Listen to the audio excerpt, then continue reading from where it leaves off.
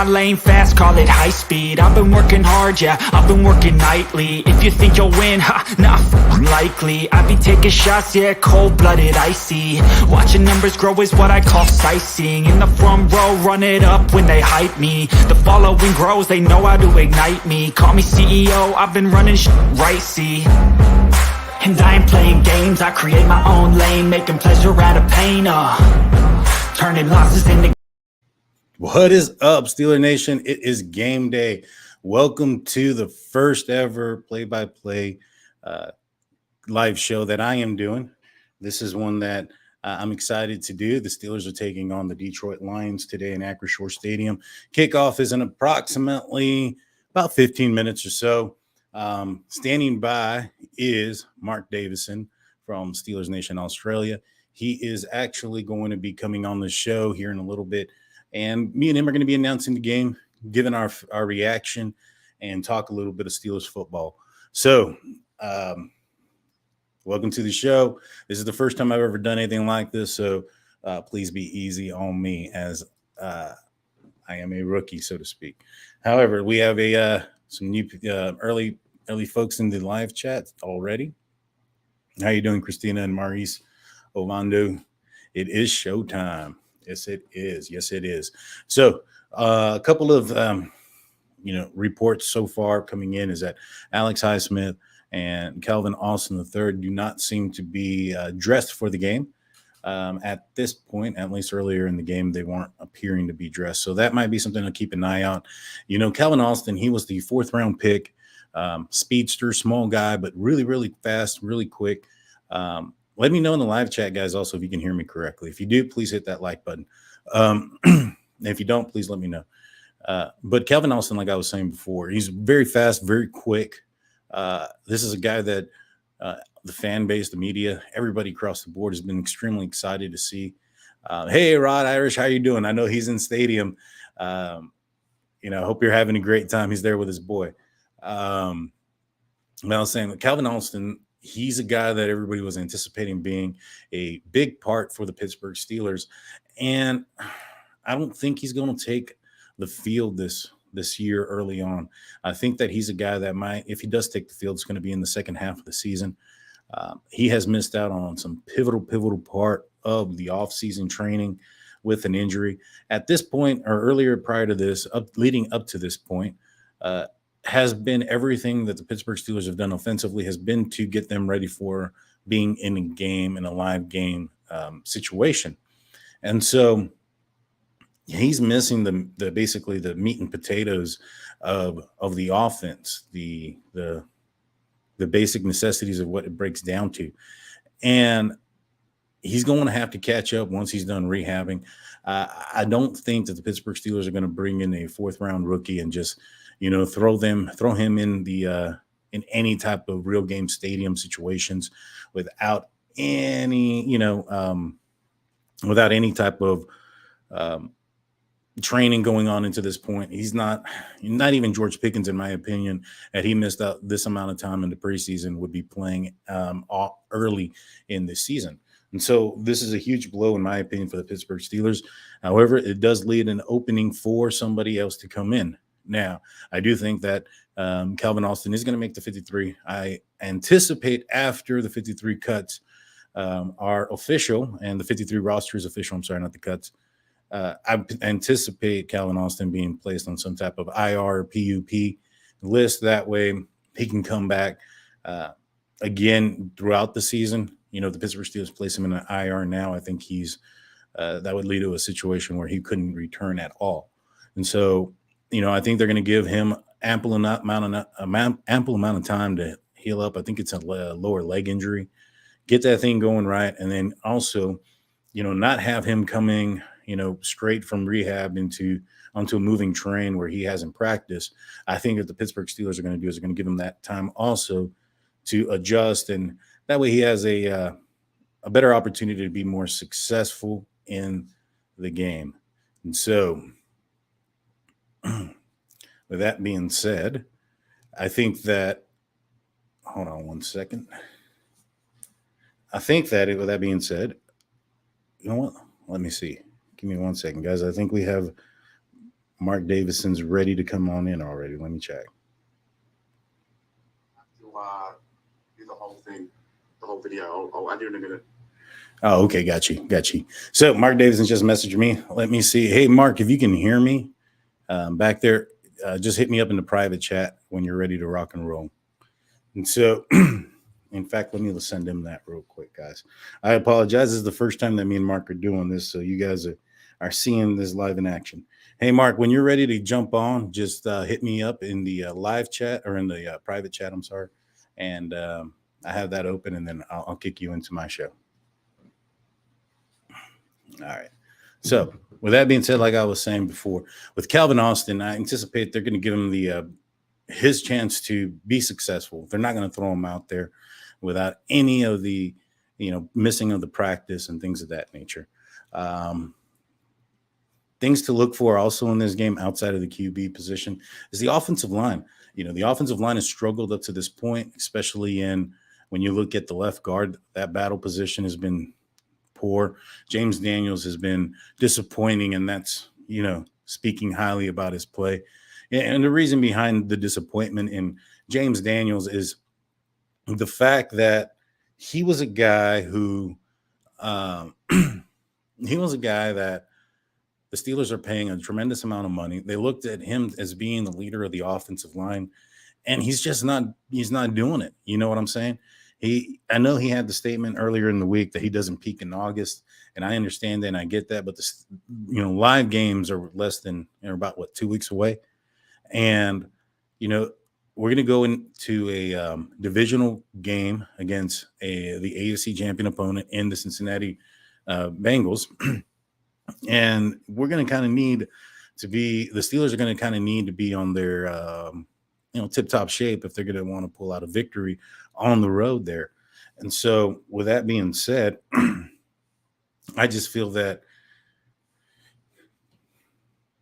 we need to see something better from the offensive line this week. Kendrick Green had another statement saying that they didn't, really game plan for this, and that's true. The Pittsburgh Steelers and majority of the teams in the NFL do things in steps. They, the first game or whatever, they're focusing and training on themselves. Every film study and things of that nature is on themselves. And as the preseason goes on, as the games progress, they phase into more of a studying the opponent, so to speak, and still learning about themselves. And once they finally go into the regular season, it is more about the opponent, and then maybe one day about studying themselves. And so at this portion of it, they were studying themselves. They weren't really game planning for weaknesses or strengths on the opposing team. This game here is one that's going to be a little bit more regular season, a little bit more varsity-like, so to speak. So I'm super excited about that. It's going to be a fun time. I can't wait for the game to kick off. Let's see. But like I said, we're still waiting here. We have approximately 6 minutes until kickoff. I'm going to be watching the game on Game Pass, so I might be a little bit behind. For those in the comment section, I'll probably be just a few minutes. I'm not sure, Mark. I see you talking. I'm not sure if you're. Let me see something over here on this side. FYI, you're going to need to send me that new link, by the way. Well, I'll pull him in here in a minute. So let me know in the comment section, guys. What do you got? Who do you guys think that who are you guys most excited to see? I know everybody's excited to see the quarterback position, but outside of that, who do y'all want to see? I'm really intrigued also on Devin Bush. I want to see how that goes, and I want to see how, Mark Robinson has been in the news here as of late, and I'm excited to see, if he's going to be playing with the ones, if they're going to start him over Spillane or have him in rotation with Bush over Spillane. Earlier in the week, Devin Bush took some time out, and Mark Robinson took some time with the ones. And so it'll be great. Michael Miley, how's it going, bud? He says he's ready to see the inside linebacker in the O-line. Yeah, me too. I can't wait to – that's the battle or the position that I'm looking forward to is the most as well. Hey, Mark, if you can hear me, don't forget you got to send me the link to yours.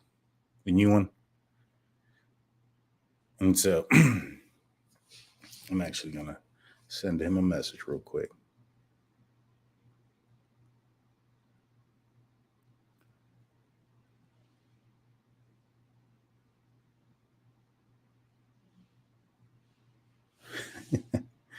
All right.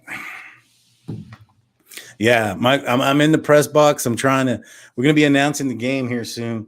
And so we're trying to get a good view of everything. All right, hold on one second. Let's do this. You're muted, Mark. Let me unmute you. There you go.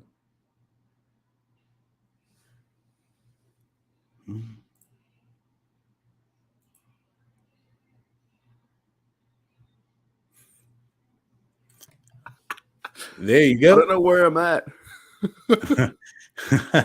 Whoa, I just got yours. You're hear you. You can't hear me right now? Yo, Daniel, go. I can't hear you. Go into my link, and then we'll get them both. Yeah, that's probably what it is. Let me. I'm opening this one right now. That's going through. Yeah, I'm back there now, so you just need to add me in. Yeah, I'm pretty sure I sent you a link. Yeah, I'm in. I'm in backstage. Oh. There it is. Can you hear me now? Okay, we got to keep talking football. Check. JJ's right because I got to my stream deleted before I started, so that's fantastic. That is insane. That is insane. Well, Mark, you're on the State of the Steelers. Say hello to everybody. G'day, guys.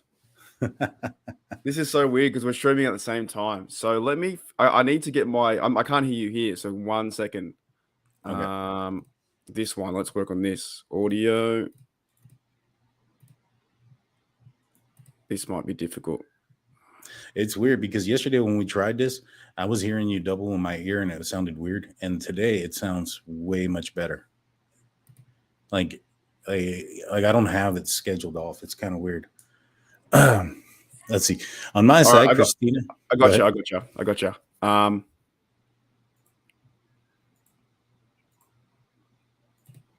Wait a minute. Yeah, I'm pretty sure I got you on both. All right. There it is. I hear you. Hey, Mark was in both chats. Oh, wow. That is true. That is true. Here you go. This is the best, man. This is how technology. Why am I so fuzzy? What the fuck? This is the best. I love this. I'm like just waking up and it's like you're in the booth and I'm like on the moon somewhere. This is the way calling a football game should be. Okay, I'm just gonna make you on this one. On this one. Because I can hear double. Here. Okay. All right, we should be sweet now, I think. All right, cool. Yeah, I have it set up on mine. That's it. Yeah. So what happened with my thing? I think what happened to my stream was it connected to my OBS and I deleted it because I saw two there and I was like, why would my StreamYard connect to my OBS? Well, maybe it does that. And then I deleted both and I was like, then I went to go live and I couldn't go live on my StreamYard. I was like, oof, double yoy. Yeah.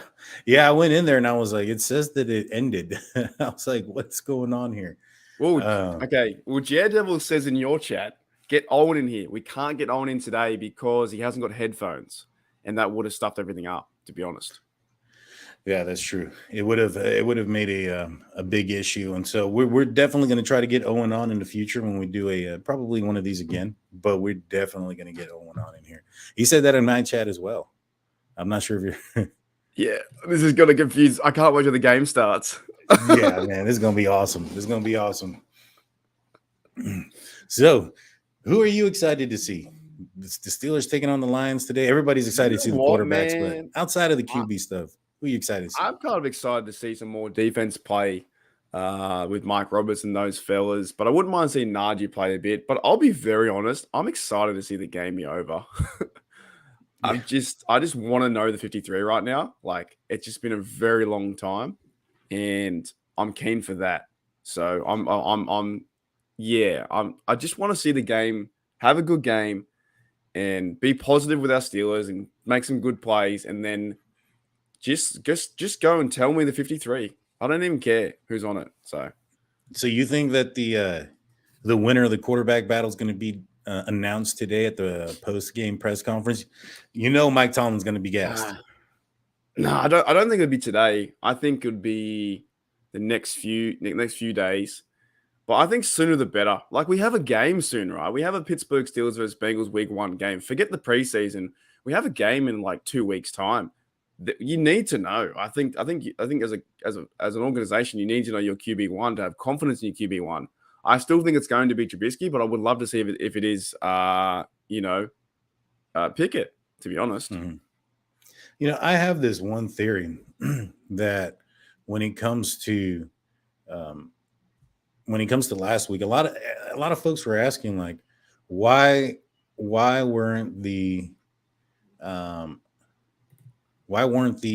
didn't Kenny Pickett participate in more than one drive, right?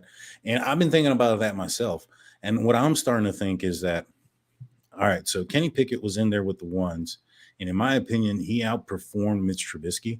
If he then would have came back in the second half, he would have then been against the twos, less pressure, a lot of these other things. He would have shined a little bit more. I think he would have overshined Mitch Trubisky, and that would have led to a lot of, questions and concerns from the media and the whole 9 yards, in my opinion. And so, I just think that in this scenario here, if Mitch Trubisky struggles, don't be surprised if we see a little bit of Kenny Pickett. If this really isn't a quarterback battle, because there's a chance that it's not a QB battle, that Mitch is the guy. It's already been decided, so to speak. And this is all just kind of like to make Mitch prove it and to see what they have in Kenny. But, if they do that and they allow Kenny Pickett to outperform him and the media sees it, the Steelers fan base sees it, because it's not just going to be the fans. The media is going to be talking about it. They're already talking about it. You can't go to a ESPN, NFL Network, or any podcast out there, and they're not talking about the quarterback battle for the Pittsburgh Steelers. And so they're not going to not talk about what happens today. You're one of the biggest Mike Tomlin fans out there. If Mike Tomlin already has his mindset, and it's Mitch Trubisky come week 1, and Kenny Pickett visually outperforms Mitch Trubisky, how does he sell that to the media and the fan base as to why he's choosing Mitch over Kenny? Look, that's a good question, and that's what I think is I think you play the best. I think you play the best player. That's why I kind of think I wouldn't be shocked if Kenny Pickett starts. If he plays a good game today and Trubisky plays okay, I would not be shocked to see Tomlin go, actually,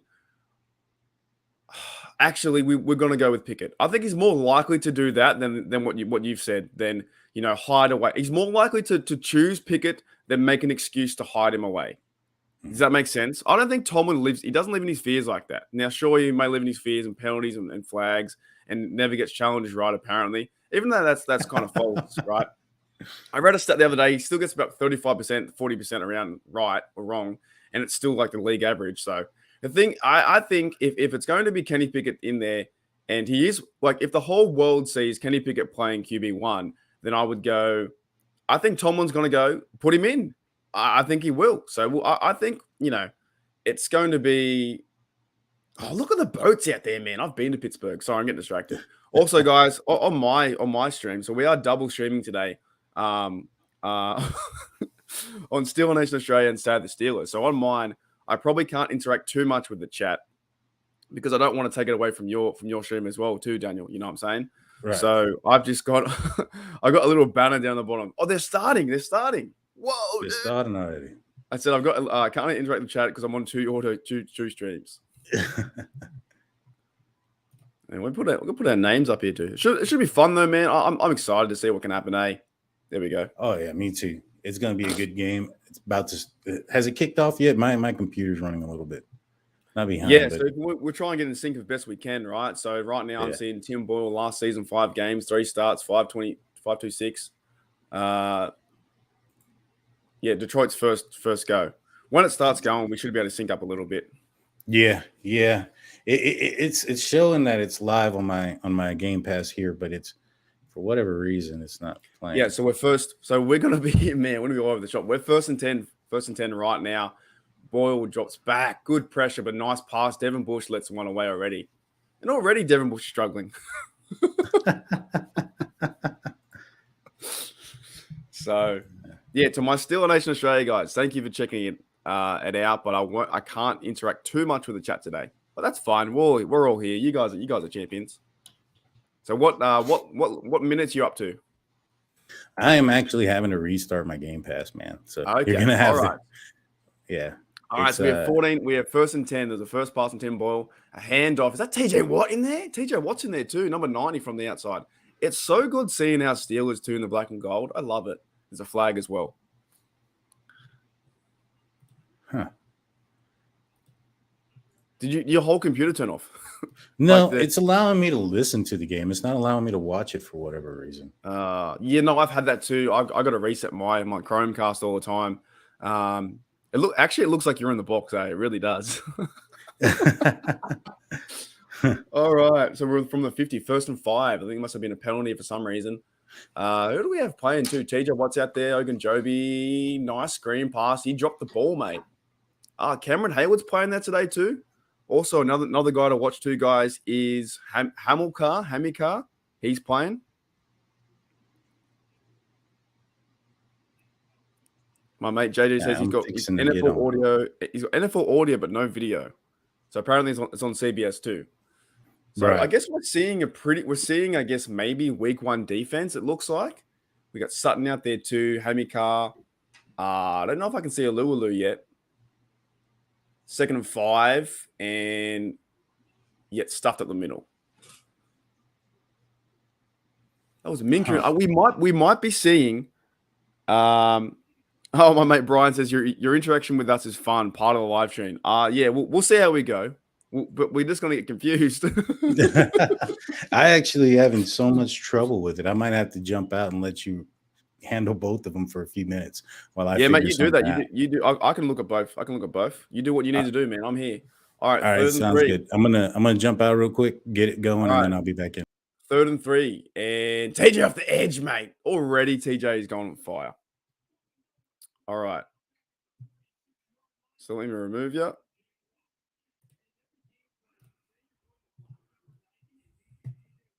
It's kind of cool though. Wait, now I'm on 2 streams. That's amazing. All right, so that looks like our week 1 defense, right? I think we saw TJ, we saw Hamilcar, we saw Devin Bush and Miles Jack in there. That was a pretty good series. You know, there was a drop pass that might have been away for a first down. There's a massive punt here.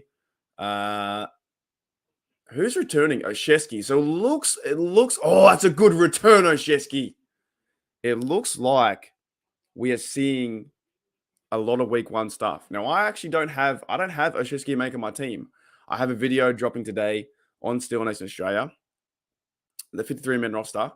And look, I like Oshesky, but I kind of want to see Steven Sims more than I do Oshesky. So we'll see what happens. Pepper says, I want to hear Bill Hargrove and Craig Wolfley call the game. Oh, man, they're good. I used to love Tunch as well. Tunch was awesome.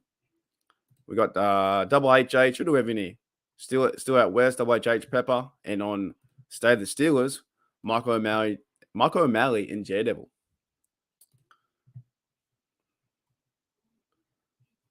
That's awesome. What am I doing? I need to have my hang on. What am I doing? This one.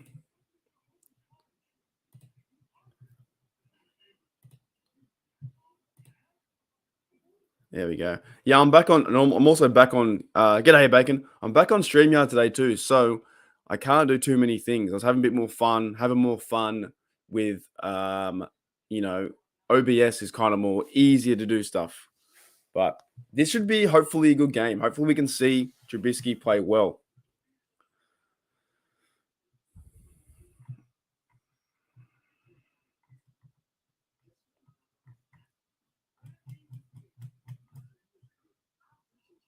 Pepper, you haven't got Steeler Nation Radio in Texas?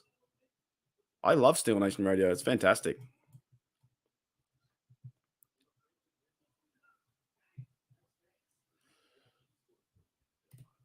It's so crazy to me we can do double streams. But yeah, so for the guys on State of the Steelers, my name is Mark Davison. I work with BTSC behind the steel curtain, same as Daniel, and I also do my own YouTube stuff with Steel Nation Australia. If you want to check that out, and I do Pittsburgh Steelers Syndicate 2, more content coverage as well. And right now, it is 6:41 a.m. and I'm looking at my beautiful, beautiful Pittsburgh. Maybe one day I'll live there. It is amazing. What an amazing city. Maybe I should move over there and live there and just go to the bar every day. All right. We've got Trubisky starting.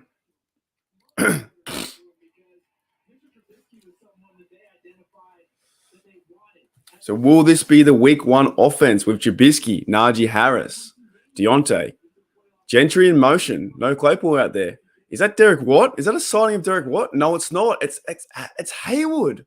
Haywood starting fullback. Remember that. Haywood is starting fullback. That could be interesting.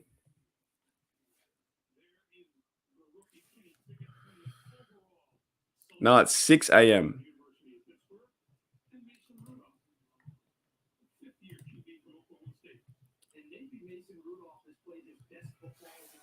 Second and 7 for the Pittsburgh Steelers. Yeah, so we saw Connor Haywood in the backfield there. That's kind of interesting, in my opinion. I'm pretty sure it's Najee Harris. George Pickens in motion. And that's a fake. Nice play action pass. Roll out. Come on, Mitch. Get somewhere. Ooh, that's not a good look for Mitchie. I don't think it's set in stone yet, guys, that Trubisky will be week one, but we'll see. That O-line looks like the O-line we're going to see. Dan Moore, Kevin Dotson, Mason Cole, James Daniels, and Chooks Okorafor, right? Oshesky's out there too, number 89, Frymouth. This looks like our week one to a certain degree Pickens. So this is the new era. The new era for the Pittsburgh Steelers. 3rd and 8, big down. Don't want to go 3 and out. Lines into 4. They send 4. Trubisky. He's wrapped up, mate. He's wrapped up. Now, we can't get too overreactionary at, this struggle right now. But at the same time, when you're a fan, and if Kenny Pickett comes out there and lights it up, that's all we're going to be talking about is how Trubisky struggled and put in Kenny. O-line got pushed back. There was no time. Didn't move out of the pocket. Nobody open. Four guys versus 5, and they got done.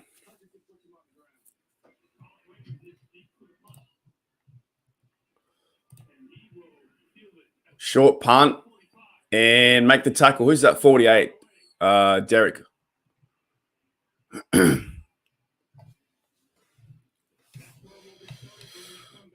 What I might do too, guys. So I don't know if you guys want to do this. I might advertise one more time. All right. A lot of you guys already know what I'm talking about. And that's, I've got some of the things going on.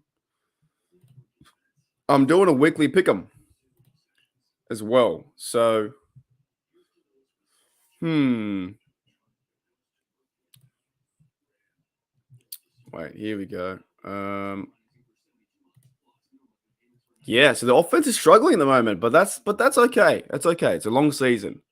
But it's still something to talk about when Trubisky does play bad like that. The other side of the story, the other side of the coin is Kenny goes out there and plays really well. There's a lot to talk about.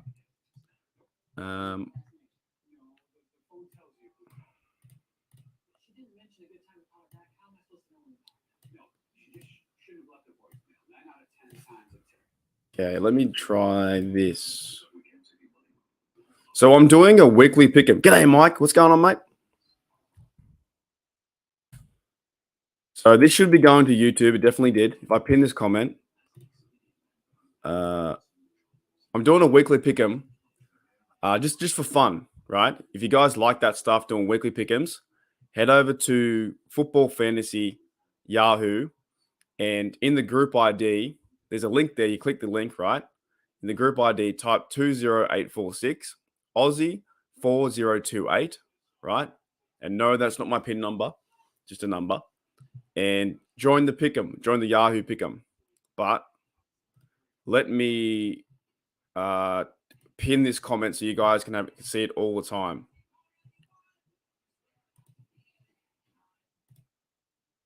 Yeah. All right. So click that link and come and join the weekly pick'em.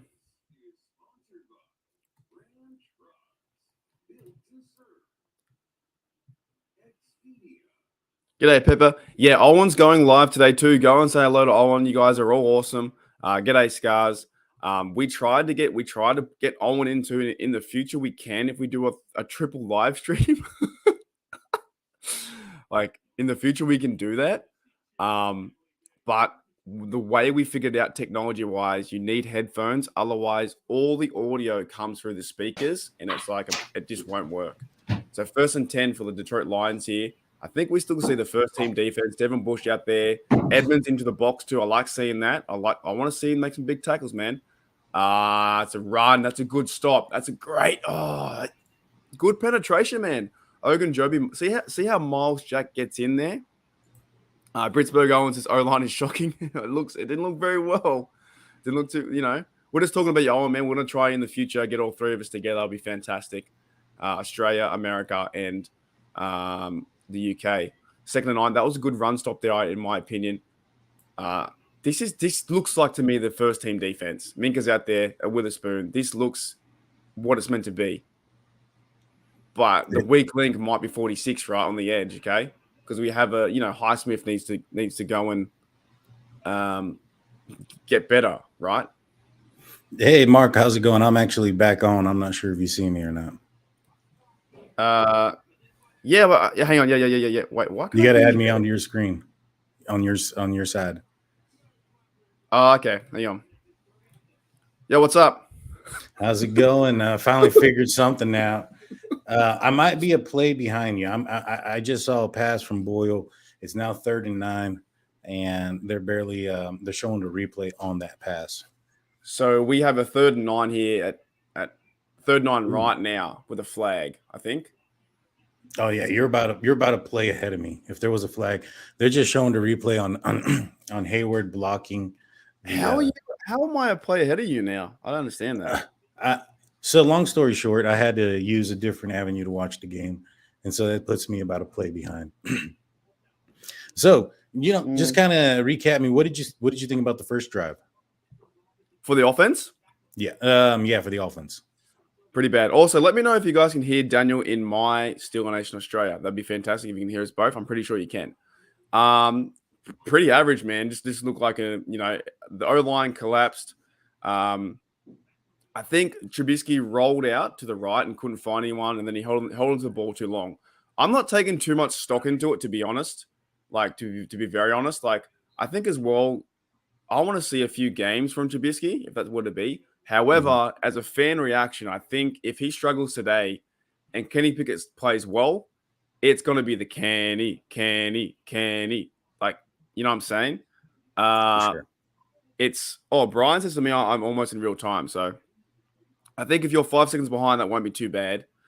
But yeah, man, I think if Trubisky doesn't play well today and Kenny does play well, then we have 11 days or, a few days to talk about it. Like, you know what I'm saying? So for sure. I don't really know. So yeah, we're on a commercial now. So if you want to press pause on your stream for about 8 seconds, I think that'll get us going. Where are we, dude? How do I pause? It'd be easier if it was the other way because I know how to pause mine. All right, 1, 2, 3, 4, 5, 6, 7, 8. There you go. I don't know if are you seeing the commercials as well? Yeah, I've got some cartoon. Do you have a cartoon? The cartoon just came on right now. Yeah, called Raise a Little. What's this? What is this cartoon? What is going on in America? I have no idea. See, I think you're still just a little bit ahead of me because right when you said there's a cartoon, the cartoon just popped out. And so we'll figure it out. Do you have a guy kicking a soccer ball? Not yet. All right, tell me when. Not yet. That's Little Demon. Yeah, tell me when. Okay. Now there's a guy playing soccer. All right. 1, 2, 3. Do you have a burrito? He's walking into the Taco Bell. Yeah. Yeah, we're pretty close. All right. I'm probably about maybe 2 seconds ahead of you. I mean, behind you. I'm sorry. Now. Yeah. Once the game starts, we'll figure it out. Yeah, so we tried getting. I got a comment here on my Still in Australia. Owen says, "State and Mark, thanks for the invite. We tried, but I think it's not going to work with our headphones. Because even sometimes too, I hear you come through the speakers too, but it's fine. We'll figure it out. But yeah, man, Trubisky, I think has got a lot of pressure from the fan base more than the coaches. But it's going to create some headlines if Pickett goes out there and balls, man. So I didn't catch the first drive at all. Was Najee Harris in there? Najee was in there. Oshesky was in there. Connor Haywood actually started at fullback, to be honest. So that's like, where's what? I'm sorry, but where's what, man? Where's Waldo? Right. Where's Wally? Where's what? Like, seriously, it's if Connor Hayward's starting, what's the point? Just start him the whole year or start someone else. Like, where's what? All right, we got another drive here for Trubisky. 1st and 10 from the 15 yards. Najee in motion. He does look a bit hesitant today, actually, Trubisky. Right. Well, let's see. Now, 2nd and 5. Najee Harris gets the ball. I think I'm ahead of you now. Oh, fuck. You are ahead of me, dude. You're not going to believe this, but the stream went down. I managed to get one back going, but I think this one's ahead of you. So which one you went now? Which one are you on now? I am on the one that is basically are you on Game Pass? No, Game Pass won't allow me to use it because I have to use my long story short, I have to use my regular TV provider and stuff, and that is Well, I'm going back to live. Screw you. Oh man, that was a horrible pass. All right. I wouldn't know. Yeah, so he looks a bit shaky, right? Like he just doesn't look as comfortable. He doesn't look as comfortable as Kenny Pickett, and that's probably the big question, right? I agree. Well, I'm telling you, there's a chance I think Kenny can start because he looks more comfortable. No, I agree 100%. I mean, at the end of the day, what do you call it? Mike Tomlin said it best. He said he wants to get the guy that's out there that's going to do the best in stadium and look the best in stadium. And right now, I mean, Mitch Trubisky seems to be struggling right here. It's 3rd and 2, first quarter, score 0-0. You have Gunnar Olszewski going into motion. Mitch has time, airs it out. Ooh. Now that was good. Deontay Johnson down the sideline for a long game. Now I'm in front, but I like that play call. So I'm just going to just sit here and enjoy. Guys, welcome to Steelers. That was good. Yeah, that was a long pass down the sideline, perfect accuracy. And that's what I'm saying. I know I've been really overreactionary every single play where it's not like that. Football isn't like that, right? You can't be overreactionary to every single play. It's a whole game's worth of playing, right? Ever since starting YouTube, I have been overreactionary to certain things. So, you know what I'm saying? Does that make sense? Oh, for sure. Did you catch that long run there by Najee Harris? I missed it. That was so Najee Harris had a probably about 11-yard gain right there. Oh, wow. The Pittsburgh Steelers are on the move. Pat Fryermuth in motion. Let's see. Mitch Trubisky, and we have a screen. Najee Harris. What a run. Way to go. What a run. Najee looks good, man. Are you a play behind me still? No, I'm in front, but I'm just enjoying the commentary from yourself. Oh, okay. That looks good, man. Najee Harris is moving. You know, that screenplay right there. You saw number 78 out in open, which is James Daniels. Yeah. He's been, a guy that hasn't been one that he's been the one that's gotten a lot of ridicule lately with his play. It's good to see him out there and in motion. Now we have a class now. Gammon 2nd and 1 as well. Yeah. Connor Hayward in motion. Yeah, nice. Nice play. Nice play. That's Boykin, right? Boykin's making the team, man. I'm telling you, Boykin's making it. And I'm releasing an all 53-man roster today in about 2 hours' time. I've got Boykin making it, and I've got Steven Sims, but I'm cutting Olszewski, and I could be wrong, but I just like Sims. So, Well, yeah. I haven't seen. I missed the first drive. Was Olszewski out there on the first one? Olszewski played in the first drive on the offense, and he also played kick return as well. So, I'm liking the motion. Me too. I do like this motion. There seems to be layers to it, right? Najee got the handoff, and oh my goodness, what? Oh my goodness! Oh, go Najee! Oh, we got a flag. Hopefully, it's not on us, but on the Pittsburgh Steelers. But what a play! We had two receivers go in motion. First was looked like Gunnar Olszewski. No, actually, first was Fryermuth, and then what was it? It looked like it was Pickens coming across, and then some misdirection. Najee Harris got it's a holding on Dan Moore. It's coming back. It's It's one of those ones. They always get those ones on the outside there. They always grab them by the shoulder pads. They don't need to.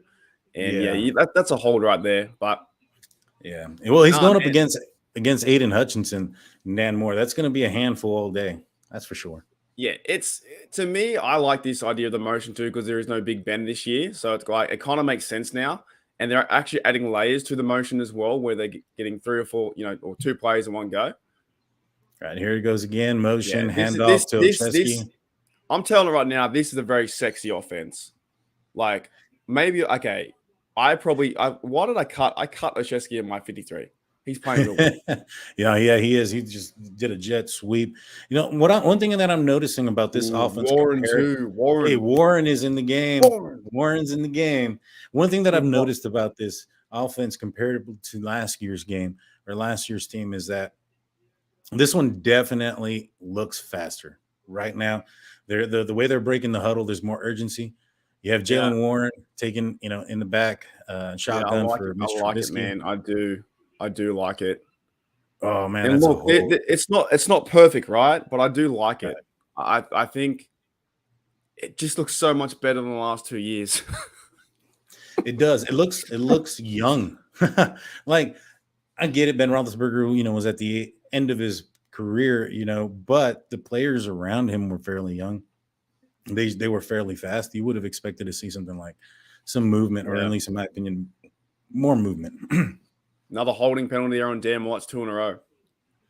Yep. Let's hope this doesn't become an issue or a consistent type of thing. But I saw this from as soon as the ball was hiked. He got beat out of the stance and I was going to say, he definitely got beat around the edge, and all he could do was hold so he could protect his quarterback. But no, I think this is a different offense than last year for sure. Of course, the O-line is not the best in the NFL, but the motion is kind of cool. Olszewski in motion. Things are happening for where you can oh my goodness. Oh, he got him. Oh, so right there, for those that are listening in and not watching, Mitch Trubisky had Gunnar Olszewski. He just kind of overthrew him a little bit, inaccurate pass out to the right, to the outside of him. If he lays that ball in front of him, there's a good chance that's a touchdown. He needs to make that throw. I know he's under pressure, but Najee did a good job blocking for him. He picked up the blitzer. Yeah. So what excites you most about this offense so far? What you've seen this this drive? I mean, just how fast they look. The way they're breaking out of the huddle, getting to the line, just moving back and forth. Everything seems to be going a lot faster. That was a false start. Let's see. Yeah, that's a false start. Another pushback. Let's just hopefully we can get rid of these mental issues now versus in stadium. The thing is, too, I remember last year watching, Big Ben and stuff like that. He went to the line, made a lot of checks, but you kind of knew what Ben was kind of doing his own thing. This does seem like they're buying into the idea, and I like the motion stuff because you never know what's going to happen sometimes. If they're going to run some reverses and stuff like that, then next minute feed it to Najee. Or if you're running Najee all the time, then play action pass and throw the ball to Muth. 3rd and 23 is a bad look, though. Real bad look. No, yeah, for sure. Expect a screen or something short. I don't think they're going deep. Yeah. Nah. We're going to see that one. Boz. What do you do? What do you do? Yeah, it's time for Boz come out here with what's probably a 47-yard attempt, somewhere around there. Mate, the wizard. The Wizard of Boz, man. You can't deny him. No. So this drive here was definitely one that was Steelers beating Steelers, so to speak, penalties, dropping it back. Dan Moore getting, two holding they beat penalties. themselves. Yeah. Let's see if Chris Boswell can make the kick. And oh, there is a penalty flag. It could be that's like 4. It could be roughing the snapper or something, and then it could be a first down for the Pittsburgh Steelers. Let's see what it is. I don't know who the referees are. There's some changeover. Offside, what do you think? That's offside. Yeah, I know that call. I've seen that from Joe Hayden. Is that right? Is that offside? Yeah, that's offsides. Yeah. I wonder what they're asking him. I mean, if they're going to, I wouldn't take the points off. I mean, they didn't gain much on 3rd and 23. It's 4th and like 22. Well, it's not offside. It's not a first down, is it? It's only It's only 5 yard. Yeah, it's only a 5-yard penalty.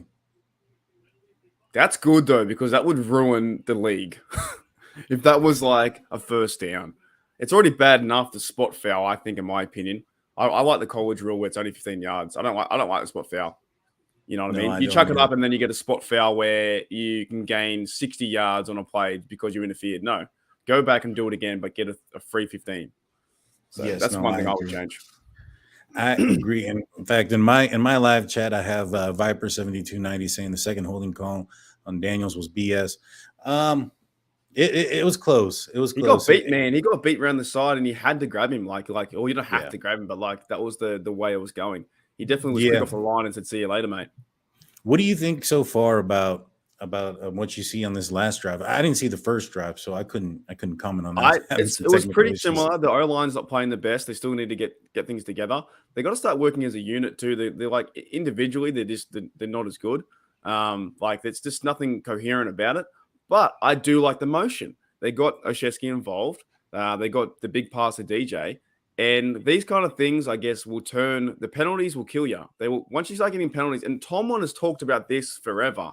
Even the last 2 or 3 years, Tomlin has said, well, when you start getting penalties in your 2nd and 13, 15, you got to get those yards back. And it's very hard to get those yards back and then go for a touchdown. So they were in recovery mode pretty much from there. Was get out of there, at least get a field goal and get out of the drive. Because what? 2 penalties on holding is 20 yards. You can't get that back. Well, you shouldn't. You shouldn't. The advantage goes to the defense then. Yeah, no, for sure. And there's no excuse in this game. Kendrick Green came out earlier in the week stating that they haven't game planned very much, this, that, and a third. So this is supposed to be the tune-up game. They're going to do this is as much as you can get close to the regular season as the regular season is going to be in a couple of weeks. It looked a little bit better in this one, but man, those holding penalties really, really sure did doing the drive here. So I have Tyler Alvarez asking, do you think that Tyler Vaughn is going to make the team? Actually, no, it's so hard. I don't think he will on this roster. Now, I'm not saying he's not a good player. I just don't think he's going to make it. So, like in mine today, I have Cutting Gunner, and I really want Steve Sims to make it, but Vaughn's has played really well. However, he has played well against the fourth string guys and near the end, right? We haven't seen him in the one. So I think what you're seeing is what you're getting right now. So we're seeing the ones play together. The only big question for me is Kenny Pickett, will he play at number 1? Because I think the offense and defense, what you're seeing now is pretty much the ones. But Vaughn's, probably not. Probably on the practice squad, I think. Yeah. Do you think the Steelers have seen enough? Oh, no. There's a kickoff and the Lions. There's always a flag, though. Look, you can guarantee if there's a return, it's almost like the refs don't want to see returns. They throw flags all the time. Oh, I agree. 100%. 100%. And I get it. It's a safety issue, and they want to make sure that the players are safe. And the collisions on the special teams is probably the most violent portion of the game. However, it's taking out a big portion of this game. I mean, look at of course, this is, the Detroit Lions made this gain, and it's probably coming back. But, all the excitement out of this side of the team or this, the special teams is gone. So. Yeah, dude, I miss the days like Devin Hester, man. Oh, wow. It's on the Steelers. Oh, it's on both. It's on both. It's honestly, they're trying to get rid of the kick return out of the whole game. they want it where you start with the football because it eliminates a lot of stuff. But the excitement is gone. Remember the days like Devin Hester? Was it Dexter McCluster? What his name was, or someone from KC? I can't remember his name exactly. But it is gone. The only real excitement is on punt returns, and even then, I think on punt returns, the Gunners have gotten so much better, like to cover. But Devin Hester was the man. All right, 1st and 10 from the 20. Still got that's Spillane. That's Spillane in there. Yeah, second team defense now. No, I think they want to see because Cam Hayward's still in the game. Is he? I do see TJ Watt is probably out. Is he? Oh, TJ, okay. Well, I see Cam Hayward. I see Robert Spillane. I think they want to see. I think there is a bigger battle there between Robert Spillane and Devin Bush for that starting inside linebacker position that has been publicly put out there. And I think that Robert Spillane hasn't given it up. We have 2nd and 8. We have who we got? Spillane and who else? Is that Jack? That looks like Jack. Yeah. The outside linebackers are. There's Cam applying pressure. Yeah, nice. Nowhere to go with the ball. Nearest receiver. And these blokes too, man. These blokes from the Lions as well. They're trying to get a backup job. You know what I mean? Like Goff is not even dressed today. Is he injured? He hasn't played this entire preseason, right? Are they just holding him out? I don't think he's injured, man. I think he's just not going to play. There's no point for him to play. Right. He's not fighting for a job. These guys are fighting for a backup job. But there's been rumors too that Mason might be on the road somewhere. Do you reckon they actually trade Mason? I don't know, man. When they cut Oladokin, I felt that was Mason's getting his ticket onto the 53. In my opinion, I don't anticipate the Pittsburgh Steelers going in without three QBs, especially with an offensive line as suspect as the ones that the Steelers have right now. And so, yeah, it's going to be crazy. Witherspoon with a tackle. And he read the play too, man. He read that play really well. I think Witherspoon's had a good camp, a good preseason as well. He's played a pretty solid as a corner. Like he read that play from start to finish. No, I agree. He's coming in as somebody that's probably going to be a number one. Have you noticed? Yeah. I've been meaning to bring this up, but have you noticed there's been a change to the helmet for the Pittsburgh Steelers? Nah. Well, they changed. Yeah. There's a change. I went back and looked at it, made sure. I went back last year. The logo? No. The number in the front of the helmet. They no longer have it. Last year was the last year they had it. No. I think from memory, they don't get that until they play regular season. Got you. I like how it looks without the number on the front. It looks clean. Let me know in the live chat on Steel Nation Australia, all state of Steelers. That was a terrible run, by the way. And guess who? What the hell is Bush doing? Wormley is in there. You see, Wormley isn't a guy that I've had Wormley as a guy that's Bush him is and cut. Yeah, Bush has been playing. He read into the tight end to go. He went to seek a block. Yeah, no, I saw that. He's been doing that as well. And Wormley, I mean, he just got pushed out of the way. Now, I've been putting it out there that I think that the Steelers are only going to keep 6 defensive linemen, and that 6 defensive lineman position is a battle between Wormley and Tyson Alualu. And really? Yeah, I think that's how it's going to flow. I thought it was going to be more Montravius Adams was going to be a battle. In my 53, I've got 7. I think they keep 7. I think they're keeping 6. I think, Martavius Adams may not be on the team anymore. I don't think he's playing today. He's been injured the entire offseason pretty much. That could be true, yeah. All right, back to this helmet thing, though. You let me know, guys, in the chat, whichever chat it is. I'm pretty sure, from memory, the Steelers don't get the number until, I could be wrong, until they play regular season on their hat. But that's a good observation. They have the numbers on the back of it. Why wouldn't they put the ones on the front? Right. Hang on. So there's an image there of Claypool on the sideline. Clearly not in. Oh, uniform. I see what you're saying. Yeah, it's right on the front. I didn't even know. Like, that's crazy. I like it. I noticed it when I was watching some George Pickens highlights, and I was like, man, he just looks different in his uniform, and his helmet it looks clean. Like, what is it that's different about this helmet? And I went back and I looked at it, and I was like, there's no number on the front. And so I went and started looking at all the players, and sure enough, there is no number on the front of the helmet. And so I was like, man. I need to figure that out because that's really, really annoy me. So Claude Bishop says that D. Johnson is out with a shoulder injury. Oh, bugger. That's not good. I've noticed that he wasn't in there in the last, towards the end of the last drive. I've got a comment here. Says JJ52 says he's not sure about the helmet numbers. I just don't know. I guess it's gonna bug me now. Pittsburgh Steelers on a blitz. Ooh. Second down and 8. And it looks like Cam Sutton stopped him short, but that is a favorable position, or the ball. That's favorable. I don't think it was that close. No, I wasn't that close. I mean, I don't think he got it. I thought it was closer than that. I guess coming to week 1, we'll find our answer out. If they wear the numbers week 1 on the front, then it's back to where it was. But when you said change the helmet, I was almost going to quit. I was almost going to just turn everything off. If they ever change their helmet, man, I'm done. Like, you cannot touch his helmet. Look, they're already fans out there saying it's black and yellow, which is not. It's black and gold. It's based off the colors, based off William Pittsburgh, who got named after it, his family crest, right? If they change their helmet and imagine if a new owner came in and was like, you know what, I don't like the decal being on one side. I think it's the right side. I don't like it being on that side. Let's put it on both. Pittsburgh would blow up. No, I agree. Hey, I got my first spam of the day.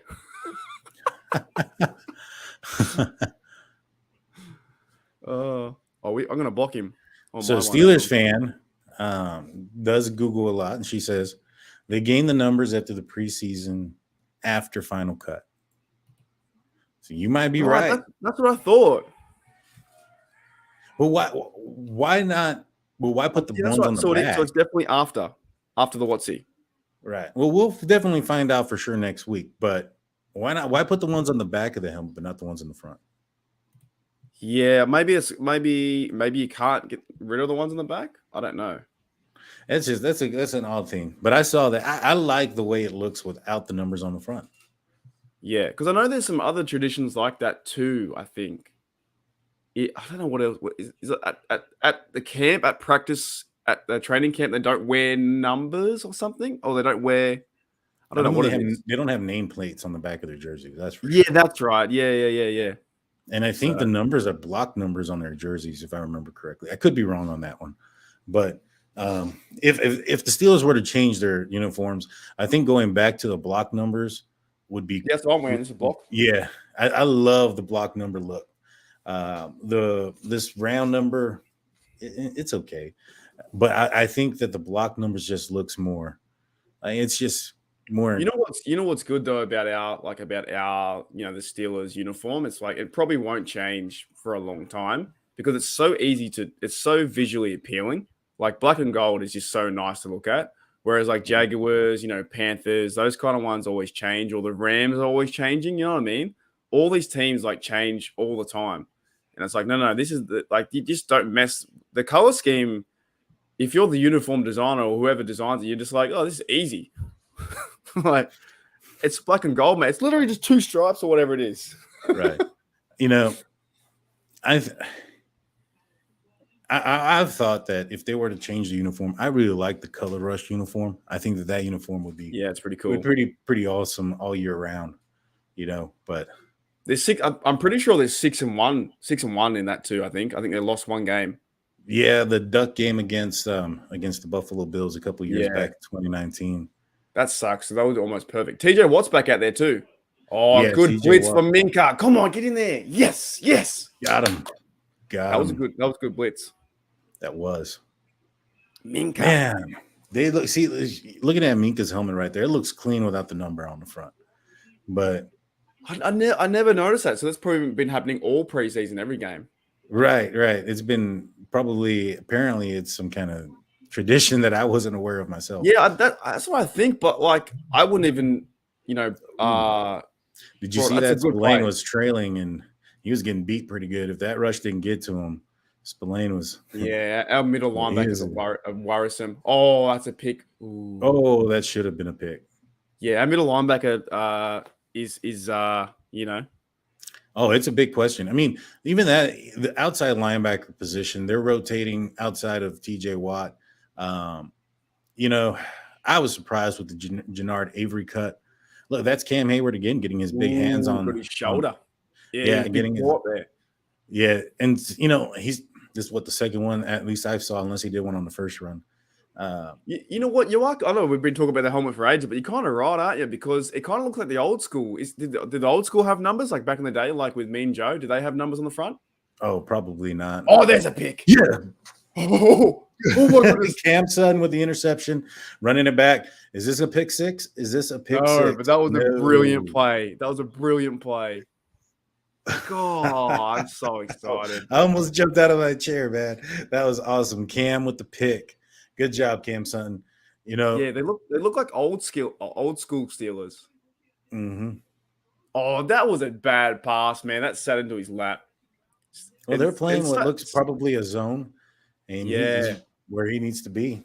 Sutton's got no speed, but that was good, man. That was good to see. Oh yeah, he sat down. I see. Yeah. Wait, man, I'm excited for this season, man. I really am. And thanks everyone for checking out both chats. Yeah. You know what I mean? Hit that like and subscribe on both sides, guys. On my side, though. go unsub on Steeler Nation Australia and go sub on State of the Steelers. That's what needs to happen. Trubisky still in the game. Second quarter, 14 minutes left. Pittsburgh Steelers are up 3-0. They are in the red zone after a pick from Cam Sutton in the shotgun. Mr. Trubisky out there. Hand off to Najee Harris. Nowhere to run. Nowhere to run.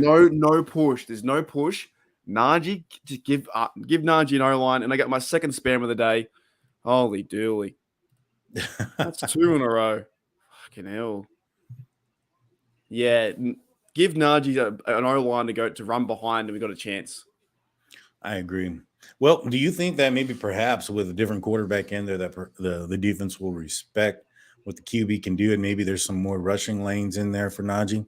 Yeah, I think so. If the game's going that direction, whether it's Kenny Pickett or whoever, right, playing, and also the offense will change their tune a little bit too. You can't take anything away from the defense too. You've got to remember the other team plays. Chooks got beat on the outside though. Oh, definitely did. Yeah, that was a good throw to Sims. Dude, you know what? Even the 82 reminds me of Randall L. You know what I'm saying? Like that. Oh yeah, for sure. Kid. I love that, man. Like, I hope he makes it, dude. I hope he does. Carry 7 receivers. If they carry 7, drop what? We're fine. Who was that punt returner that the Pittsburgh Steelers had a few years back that they let go and kept Switzer? And he ended up going to the Denver Broncos. Deontay Spencer. Yes, Spencer. I think perhaps that situation may have scorched the Pittsburgh Steelers too into keeping Sims. You never know. I mean, I'm not saying that Gunnar Olszewski is anything like Switzer. Oh, that was a bad pass. That was a bad location where that ball needed to be. But he's a good he's a good quarterback too, Okuda. He's really good for the Lions. This Lions team ain't no joke as well. They're playing pretty physical today. Like that's exactly how you play that though. Number one, Jeff Okuda cuts inside and puts a hand down. He's playing the trail technique, falling the whole way. Like that's brilliant. Yeah, but that ball needs to be up and away on the other shoulder, up out of the direction. It was behind. If that, so the way that cornerback played that, he was playing to deflect it. Had he seen that the ball was going so far behind him, probably could have picked that off, to be honest with you. Pittsburgh Steelers Boz makes a field goal. They go up 6-0, second quarter, 12 minutes left in the game. Well, I got a question here because I disagree. So we have double HH and my mate Pepper. They say it's Steelers are black and yellow, not black and gold. But I'm telling you, it's black and gold. If you go look at the history and the law of the so a mini breakdown, right? For the black and gold, it all comes back to Sir William Pitt, right? Who I think back in the day was like a British like colonial kind of guy, like a general or something, right? And when I think it was John Forbes or that someone else Forbes who founded Pittsburgh. He named Pittsburgh after Sir William Pitt, right? And the reason why they call it black and gold, it's based off the history alone. Look, sure, it does look yellow, but the reason why they call it the black and gold, it's based off Sir William Pitt and his family crest. And his family crest back in 1863 from the English and Scottish heritage is black with gold. Another spam. Black with gold. Black with gold coins. That's why it's black and gold. So, I'm not having to dig at you guys, but 100% factual, it's right. It's black and gold. There is no one. It's not. Look, it looks yellow, but the terminology behind the city of Pittsburgh, every single team, the Pens, the Pirates, they've all been known to be black and gold because also the family crest from Sir William Pitt is based. His crest is a city flag. Did you know that, Daniel? I didn't, man. Yeah. I'm here getting a history lesson. Yeah, man. I looked into it like last year, and I figured it all out. So, and Pepper, I respect you a lot, but I'm telling you, it's gold. It's black and gold from the family crest, and the city of Pittsburgh colors are black and gold. So it comes all the way from that heritage and culture. So, and she's like, I'm just not gonna call it gold. Fair enough, but I'm telling you what it is. It's kind of like, so have you seen the new Ford Broncos that are out there? The what? The new Ford Broncos? The Ford vehicles, the Bronco? No, I don't know if it's out in Australia. Well, Ford has a new lineup of vehicles, right? And they have a cyber orange, right? That looks almost Steelers gold. Almost. Right. It is close to it. In fact, when I first saw it, I was like, man, I thought it was a yellow color. I was going to order one. I went into the Ford dealership and was talking to them, and they're like, no, it's not yellow. It's cyber orange. And I was like, that don't look orange. But you know what's crazy? When you take pictures of it and you put them online or whatever, you look at it from your computer or you look at it from your phone, it looks orange in the picture, but in real life, it looks yellow. Maybe that's why it's called cyber orange. But, it's one of those things where they call it what they want. Now, look at who just made that tackle on the special teams. Not 93. 93, Mark Robinson. I'm telling you, man, look, they've got it. I think do you know what would solve a lot of problems? Cut Derek Watt. Connor Hayward is playing fullback. Cut Derek Watt, and it would solve a lot of problems. You could have a free space, wouldn't you not? I agree. I mean, this is starting to, in my opinion, come down to a battle between Benny Snell and Derek Watt in that running back room. Cut him, mate, and you can have a chance to get another receiver or another running back in there. Like, it just doesn't make any sense to keep him at this stage. I'm sorry. Special teams is just not good enough. Ooh, let's go. So the middle linebacker tandem in the game right now is going to be back to Devin Bush and Miles Jack. On the play right there was Miles Jack on the tackle on the flat. The guy made the catch, but didn't allow the running back who made the catch to get any extra yards or anything. That covered the ball perfectly. Yeah, but he's also breaking on the route that Devin Bush isn't doing too. He's making a decision out of it as well. You know what I'm saying? He's making a clear cut decision. Yeah, there's one thing that Minkah Fitzpatrick talks about playing fast and being instinctual, and Devin Bush isn't doing that. He's sticking out as not being that guy. There he is attacking the guard, or actually the tackle. Penny Sewell is who he was attacking in that play. The play's going to the right. He's running to the left tackle and colliding with him. I don't know, man. It's just like this is stuff that I've seen in children playing football. Yeah. Attacking the blocker and not the ball carrier. Yeah, it's I don't know. I just want to see something better. I think the Lions had a change in quarterback. Is that correct? I can't see the number, to be honest. It's 3rd and 8 right now. That could be still Blair. It's Tim Boyle or Blair. You got to the one. I don't know exactly who started it first. I thought it was Boyle that started it. Yeah, Boyle was first. Okay. Are they going back between series? No, I think it's still Blair, to be honest. I don't think Tim Boyle hasn't been in there yet. I would say that's going to be half for those two. Because they're fighting for the backup job as well. Got you. Yeah, Pittsburgh Owen corrects me. Yeah, I didn't catch the first series, and I'm watching it on the screen. Fourth and one, they're going for it. Yeah. In their own area, that's crazy. They actually snapped it.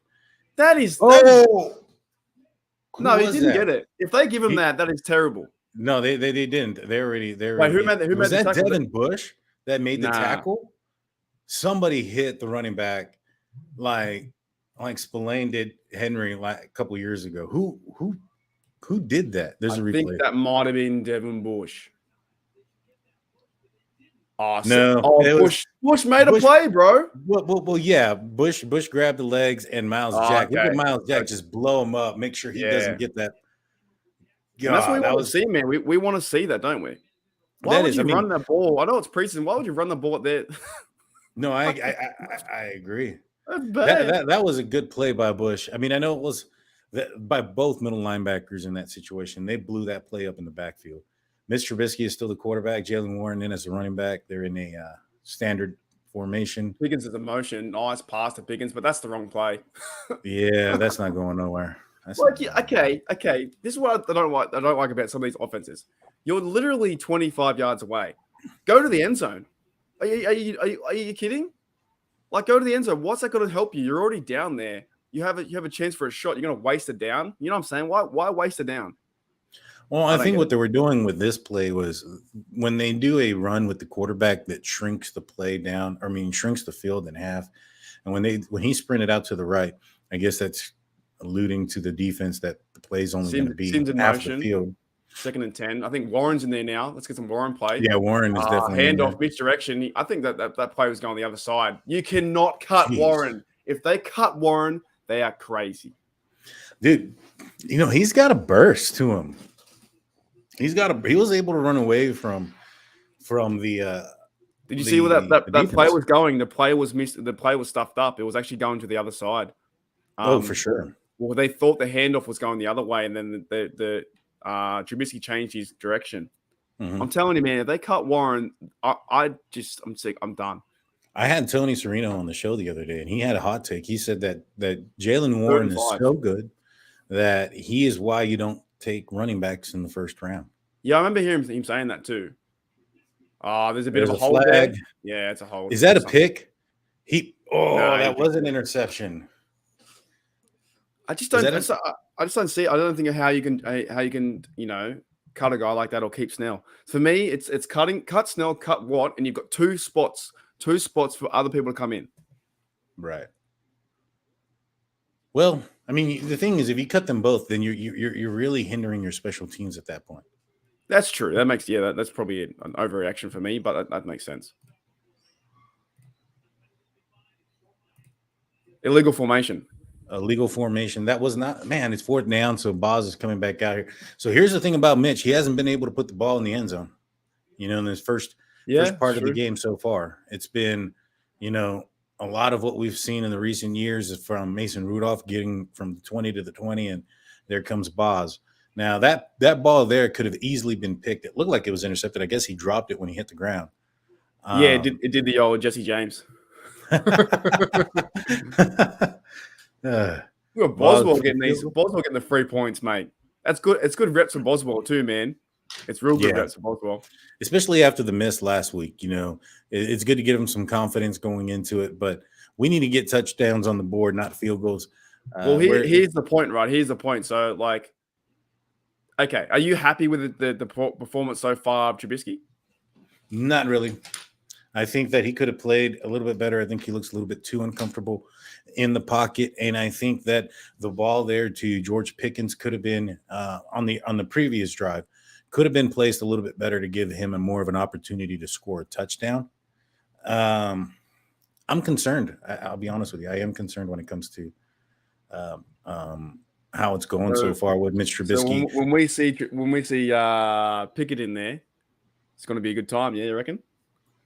Oh, I can't wait till we see Pickett going in there. And the thing is, if Pickett's able to put the ball in the end zone, regardless of how he does it, regardless of how the team looks like, that makes a difference. Results matter, and this is a result, team biased league. And so, how many times would the Pittsburgh Steelers, had they stayed healthy, won the Super Bowl? They didn't. Other teams won it, and so that's what matters. You know what I'm saying?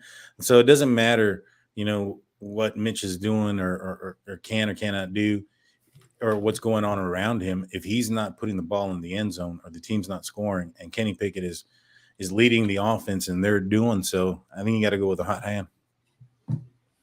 Yeah, it looks like that. And of course, it comes down to the offensive line play too. They haven't been playing too well. Can't really rush the ball, but I think there's going to be more positives going throughout the whole season. I think because you can always get better. Whereas last year with Ben and stuff like that, we kind of knew what was going on, right? Right. And Warren playing well, Najee playing well.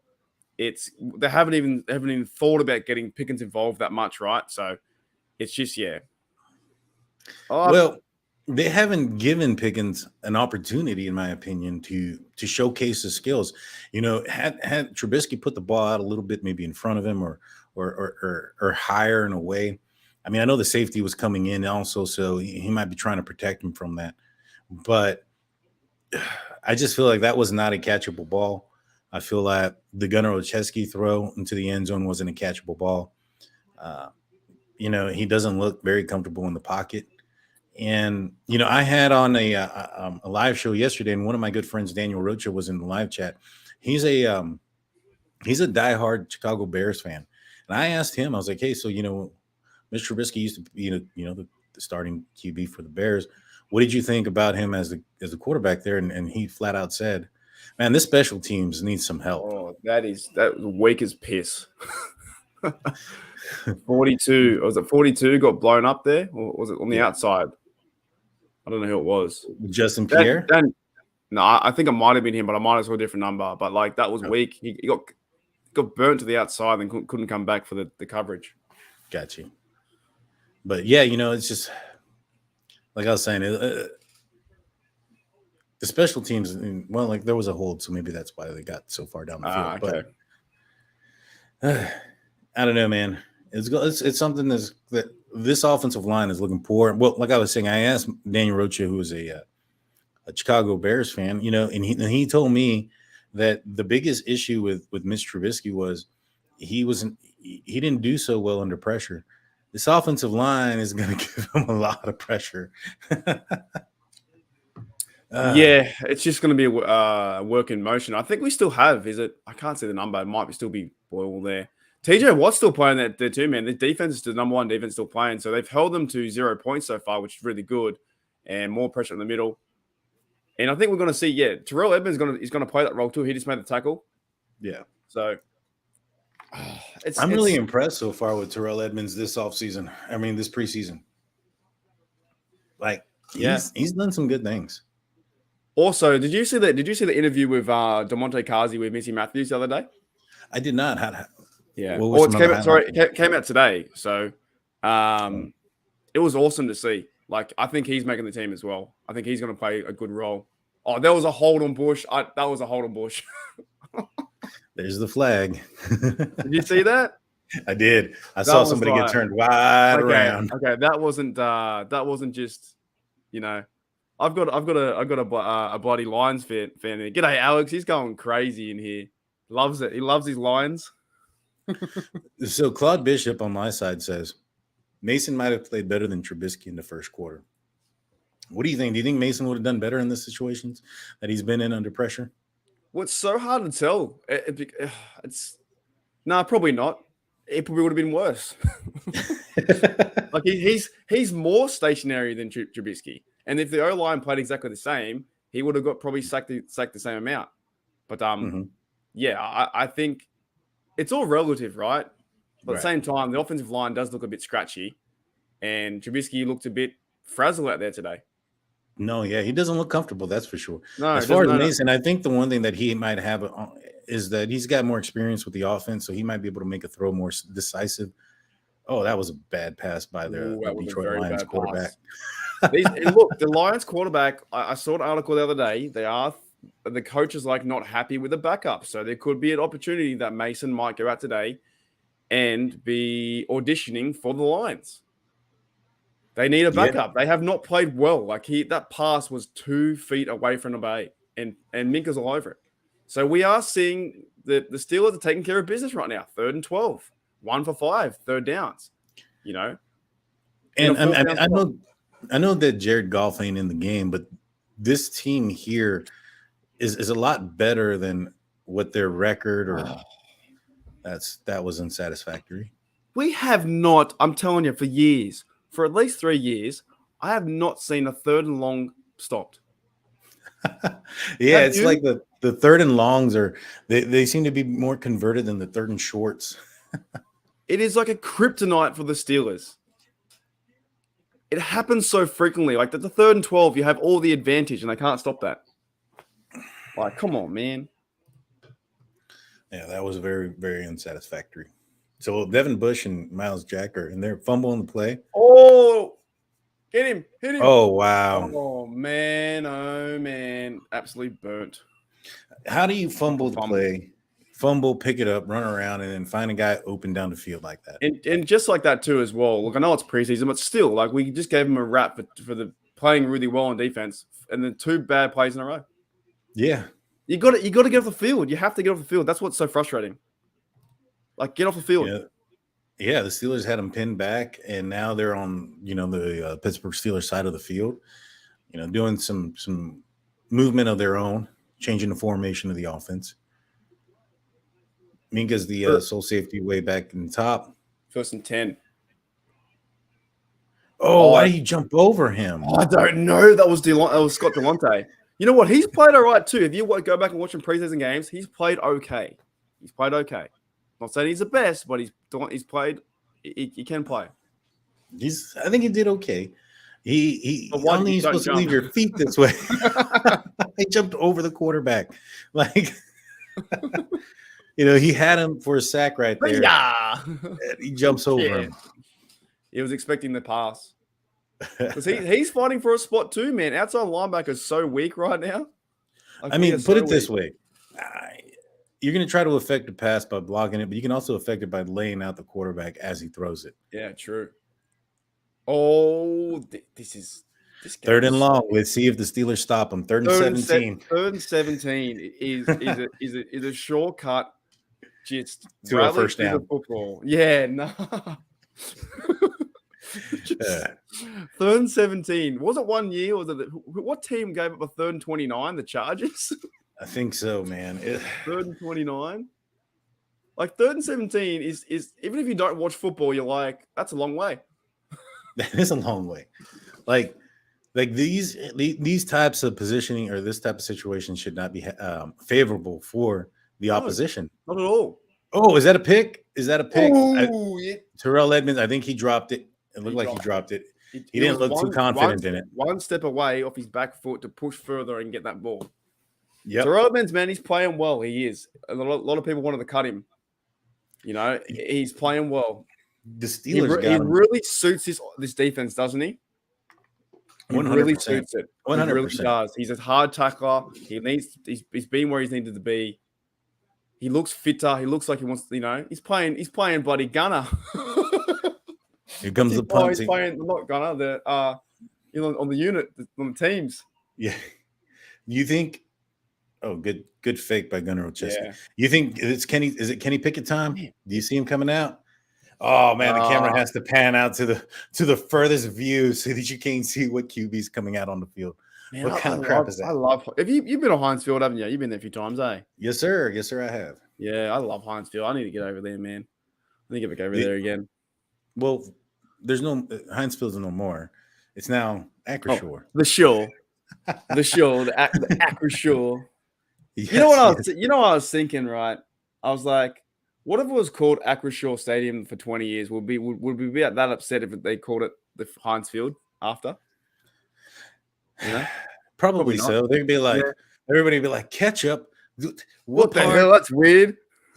Ketchup is red and we're gold.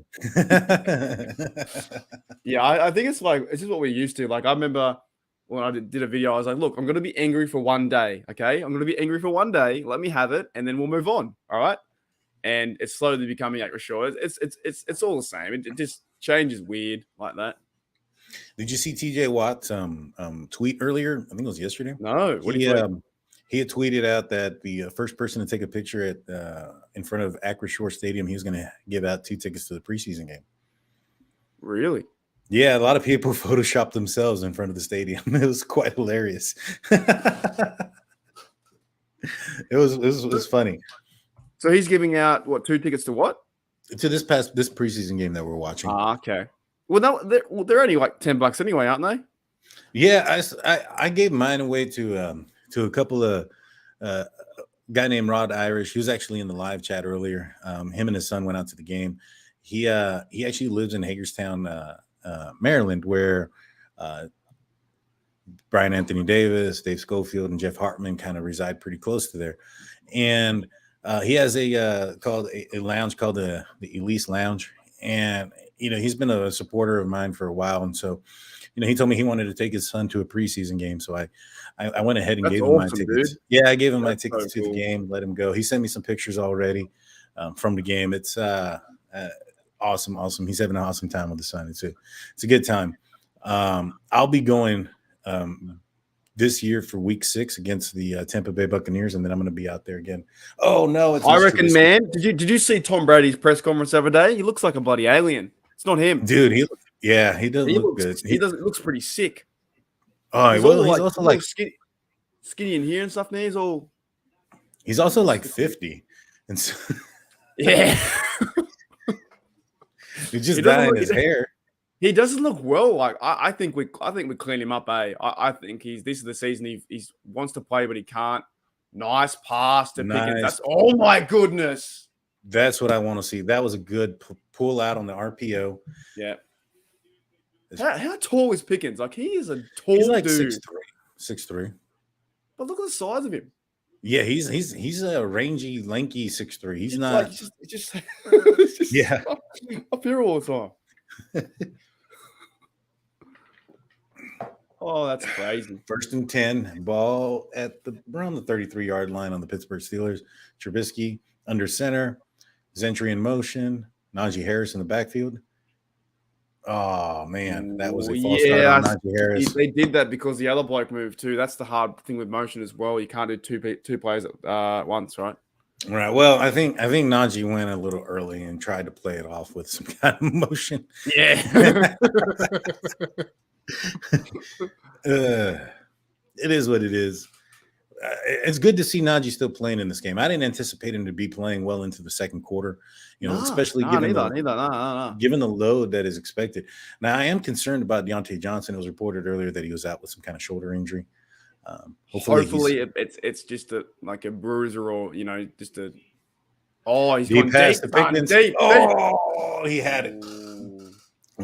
Should you throw that ball more inside? Well, I mean, not the safety. The cornerback was on him. Let's see. Here's the replay. He put it in a position where only the receiver can make the catch. I like the positioning of the ball. I like where it's at. Hand fighting. I think. Took away his hand, bro, too. Yeah, I think Pickens needs to use both hands in that scenario. He's a rookie. Right. He's going to learn. Right. That's a good play. Yeah, hopefully DJ's pretty good, man. Shesky in motion again. Hand off to Joe Shesky. They figure it out, though, and it gets 1 yard. 1 yard. Now for our kryptonite, which seems to be everybody's else's, go-to when it comes to 3rd and long.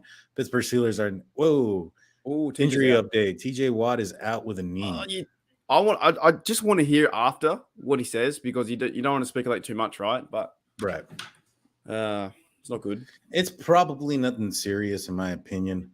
I think they're just going to be very cautious. I didn't see. Would the NFL say, TJ Watt's out with a bruise? No, they got to say something, don't they? They got to call it something. So, yeah, Trubisky, a lot of time, then check down.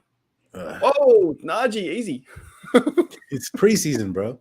The thing is, I would be more concerned when it came to this news here about TJ Watt, or even more so with TJ Watt, it being a knee. It would be concerned if we all visually saw him getting carted off the field or getting helped off the field, but I don't recall any of that happening. Well, that's the media or the CBS has to label it somehow, right? They can't say, he got a little bit of a bruise, he has to come off now. No, they got to call it a knee. This is our first punt. Have we punted yet? I don't know. Have we punted a few times? I think once or twice. We have punted a few times. Yeah. Because Mark Robinson got the punt. That was a nice punt. Yeah. That's a good. Presley Harvin's been doing a lot better this season. That what did he do, like a free kick not too long ago? Punted it all the way. I think it was last week he did the free kick. Yeah, punted after the Mason Rudolph safety, punted it all the way like 80 yards or something like that, or something crazy. It went all the way back towards the end zone, that's for sure. My mate JJ says, look at that snap from Christian Kuntz. What have I started? But I do love it. Look, I love this jersey, man. 46 is a weird number. You never see too many 46s out there.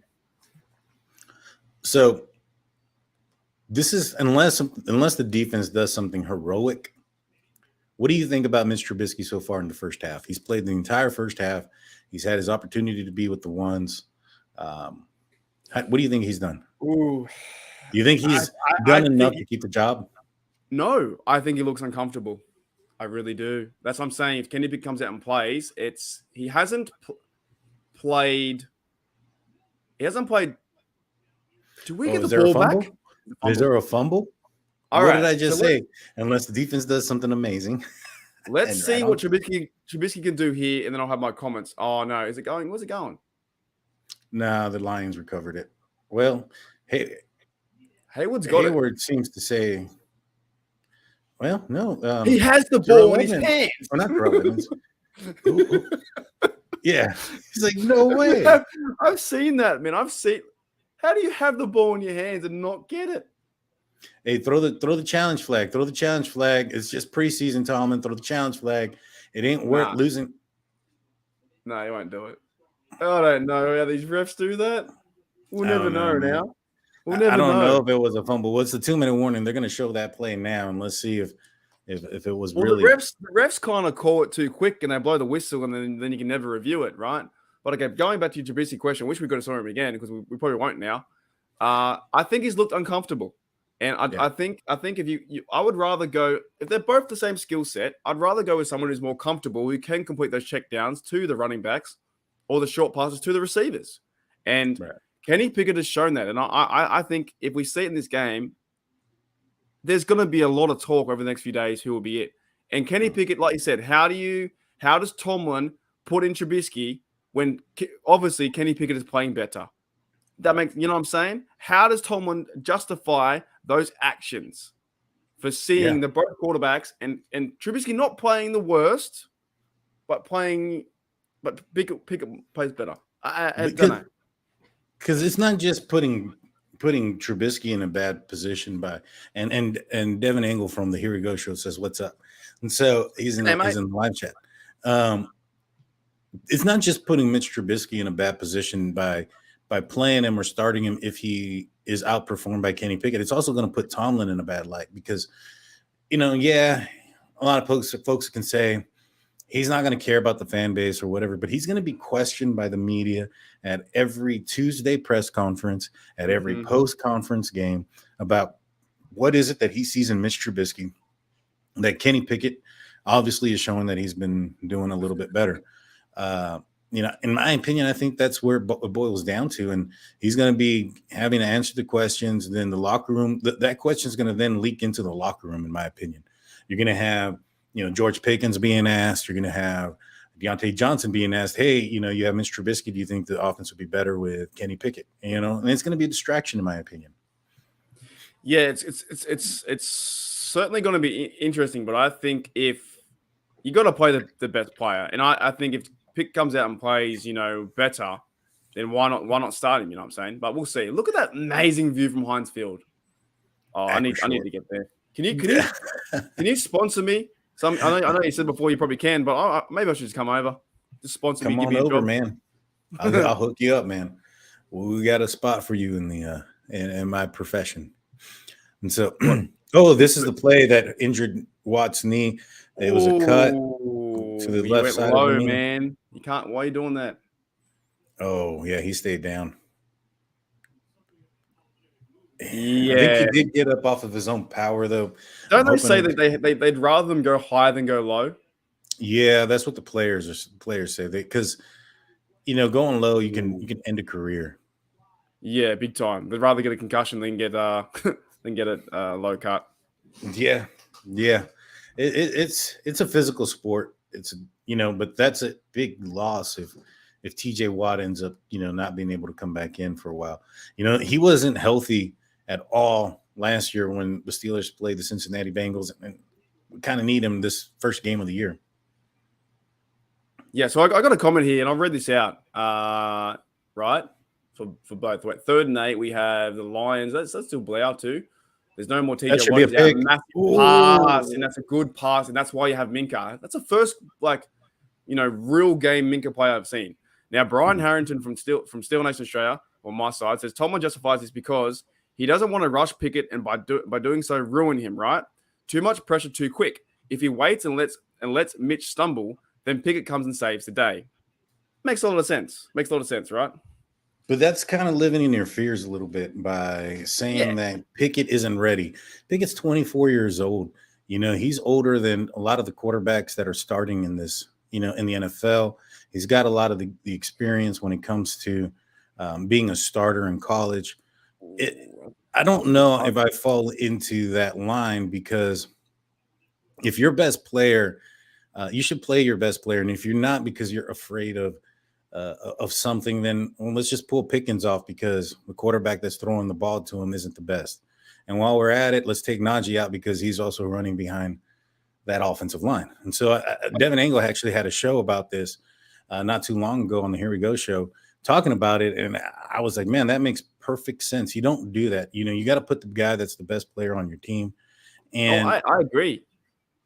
And if not, I mean, you have guys like TJ Watt, Cam Hayward on the defense that are captains of the team. And, Mike Tomlin is also going to have to not so much answer to them, but explain to the team and to them that, hey, we're going to put in this guy to protect another. It doesn't seem something like Tomlin would do.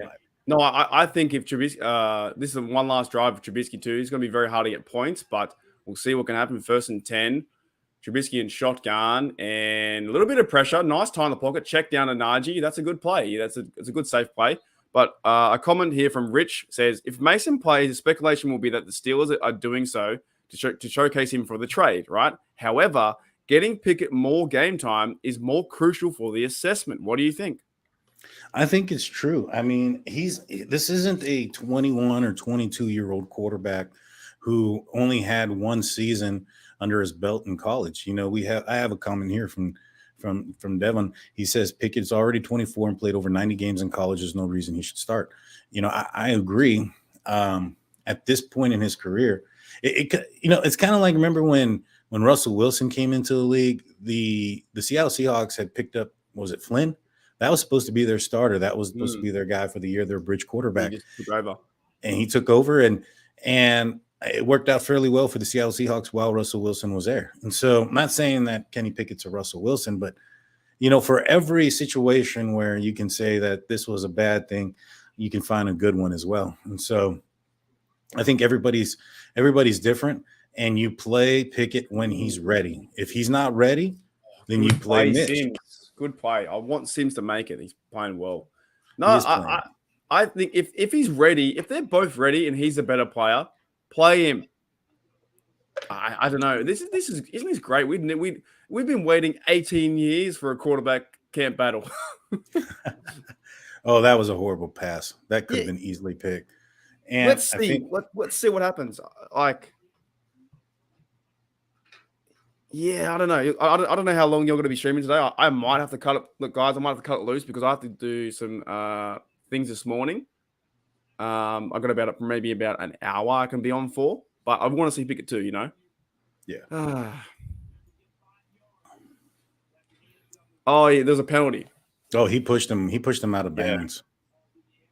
Maybe that's why he threw that way too. Sometimes players, quarterbacks throw that direction so they get the flag, Yeah, it's possible. It is possible. I didn't like the position of the pass. Do you think is there more pressure on Pickett Trubisky right now than Pickett? I think so. I think there is a lot.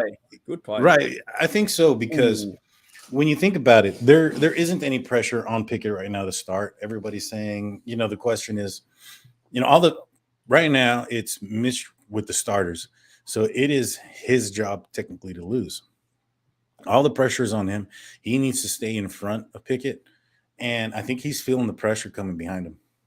Mm-hmm. I truly do. And he should. Kenny Pickett is on a trajectory for being a really, really good quarterback in this league. And I think it's time for him to showcase what he got. I was hoping to see more of him in a varsity-like setting such as this, maybe play a quarter with the ones. But it looks like we're going to see him in the second half. Yeah, I just got a comment here from Pepper says, wow, 11 penalties. Yeah, it's been a lot of penalties. It's been a lot. It's not good. No, it's not. If you guys in the comment section, is there any update on Deontay Johnson's shoulder injury? Not that I've seen, but I don't know. With those things like that, I don't want to speculate too much because you. That's not a hold. That was not a hold.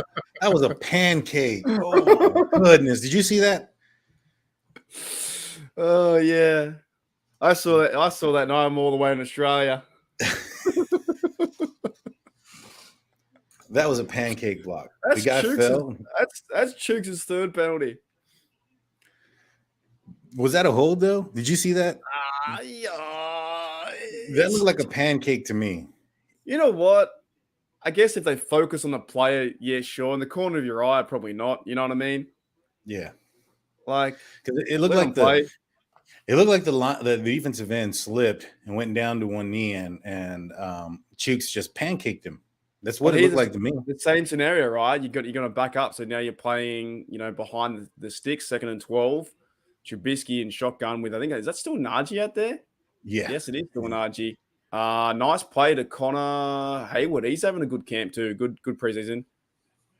I think Connor makes it too. What are your thoughts on Connor Hayward? I think he's making the team. He was playing, it's been rumored he was playing more fullback throughout this week and earlier in this game in the first drive. Oh, that was a good throw. That was a good pass. Nice. That was a back shoulder pass to George Pickens that was right on the number. So has he been trying to do that the last few plays? Because that was awesome to see. Cuts, bang, see you later. Oh, that's good. The positioning of the cornerback and where he was relative to George Pickens, that was the best throw. That was a good pass. That's probably been Mitch Trubisky's best throw of the day, in my opinion. That was a good throw. It was a back shoulder pass to Pickens along the sideline for a first down. There's 22 seconds left. Yeah, the first team as well. So 2 timeouts. Let's see if someone can play this better. 4 for 4 this drive. This is what you wanted to see.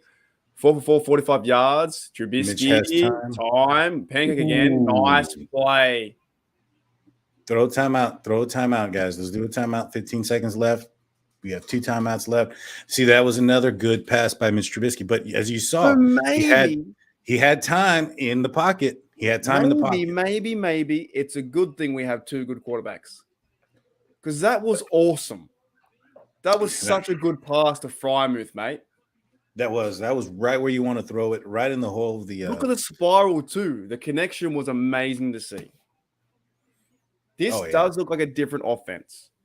It does. It does move the ball down the field. Now let's see if he can put it in the end zone. We've had 3 opportunities to put 21 points, and we haven't. The Steelers have 9 at this point. Let's see what happens. The Steelers might be laying on 45 points this game. 45-0. Viper 7290 says nothing on Deontay other than the shoulder injury. Okay, thank you for the update. So how cool is that? Because sometimes it's hard for us to jump around and the internet and stuff. But first and goal. Offside. Oh no. Oh no, he first didn't and goal. I think we're almost in sync now. Trubisky. Yep. Touchdown. Oh my goodness. To who? Sims. Please make the roster, Sims. I just want you to have a chance. Have a chance. I think he's a good. I think he's a good receiver. I do. So Mitch Trubisky drove the full length of the field in just over a minute. Now it's like if there's those. I know you guys have the elections over there where it's like the graph goes up and down and stuff like that. Now it's like Trubisky's coming. He's back upward on an upward trajectory. Yeah, and that was good to see, man. Yep. But what are your thoughts? What are your thoughts, honestly, about the NFL fans saying the Steelers have no shot? Because I see a complete different team.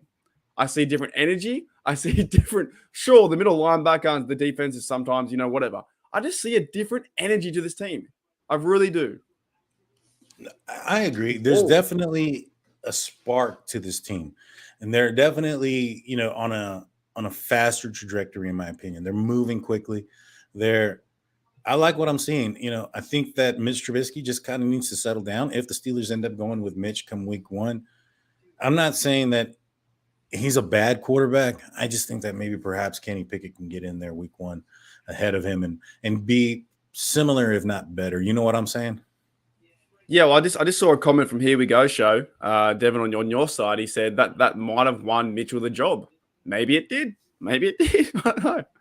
I just like the offense. I think Frymouth has gotten better. Naji's obviously gotten better. Offensive line still is pretty much the same, but Pickens and these guys, they're finding the playmakers the ball, right? They're giving the playmakers the ball, giving them opportunity to go out there and score. That was a great drive. It really was a good drive.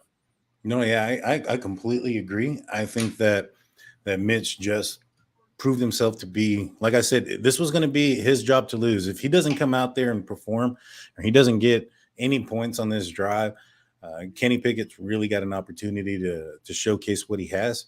Now, I think that, like Devin said, that may have won him the starting job come week 1. And they're going to go into a kneel down formation. The Lions are, and take this to the half. But if we see Kenny Pickett in the second half, go out there and light it up, then the conversation will continue, right? I don't think so, because I don't think that the unit that's coming out with the on the other side of the half is going to be the first team. True, it's going to be the second team. So I think this is all points and arrows pointing to Mitch Trubisky being starting quarterback. When you look at his stats for the entire preseason, I don't think he's thrown an interception. Who, Trubisky? Correct. I don't think any of the Steelers quarterbacks have. No, they haven't, but they fumbled the ball and got sacked a fair bit, but that's about it. Yeah. And so, when you look at his stats and what he's been able to do and progress, this is still a new offense for Mitch Trubisky as well. He wasn't with the Pittsburgh Steelers last year. So his progression in this offense has also gone an upward trajectory. I thought that Kenny Pickett's trajectory was a little bit, on a higher slope, so to speak. But we'll see, man. We'll see. I think that the decisive throws and those passes in this last drive for Mitch Trubisky really did key it in. Well, it's not a bad thing. Like it's. I think I would like to see Kenny Pickett play week 1 just because it's super exciting to have, I guess, a new player like that. But at the same time, we haven't seen anything regular season wise for Trubisky too. I think we're in a really good spot. I'm just going to go and check the box score and see what's going on with some of the stats. So Mitchell Trubisky is 15 for 19, 160, 8.4, 1 TD, 2 sacks. Now that last drive was fantastic. And someone in my chat said. Sorry, I don't know who. No, I'm going to say someone. Who said it? I'll give you a shout out. I think it was. Wait. Oh, Rich said here, 92-yard drive under 2 minutes. Fantastic. Hello, Mitchell Trubisky, right? So that's great. But back to the box score. So Gunnar Olszewski rushing. So rushing game did nothing really. 2 carries on the reverse is 13 yards, 6.5 average.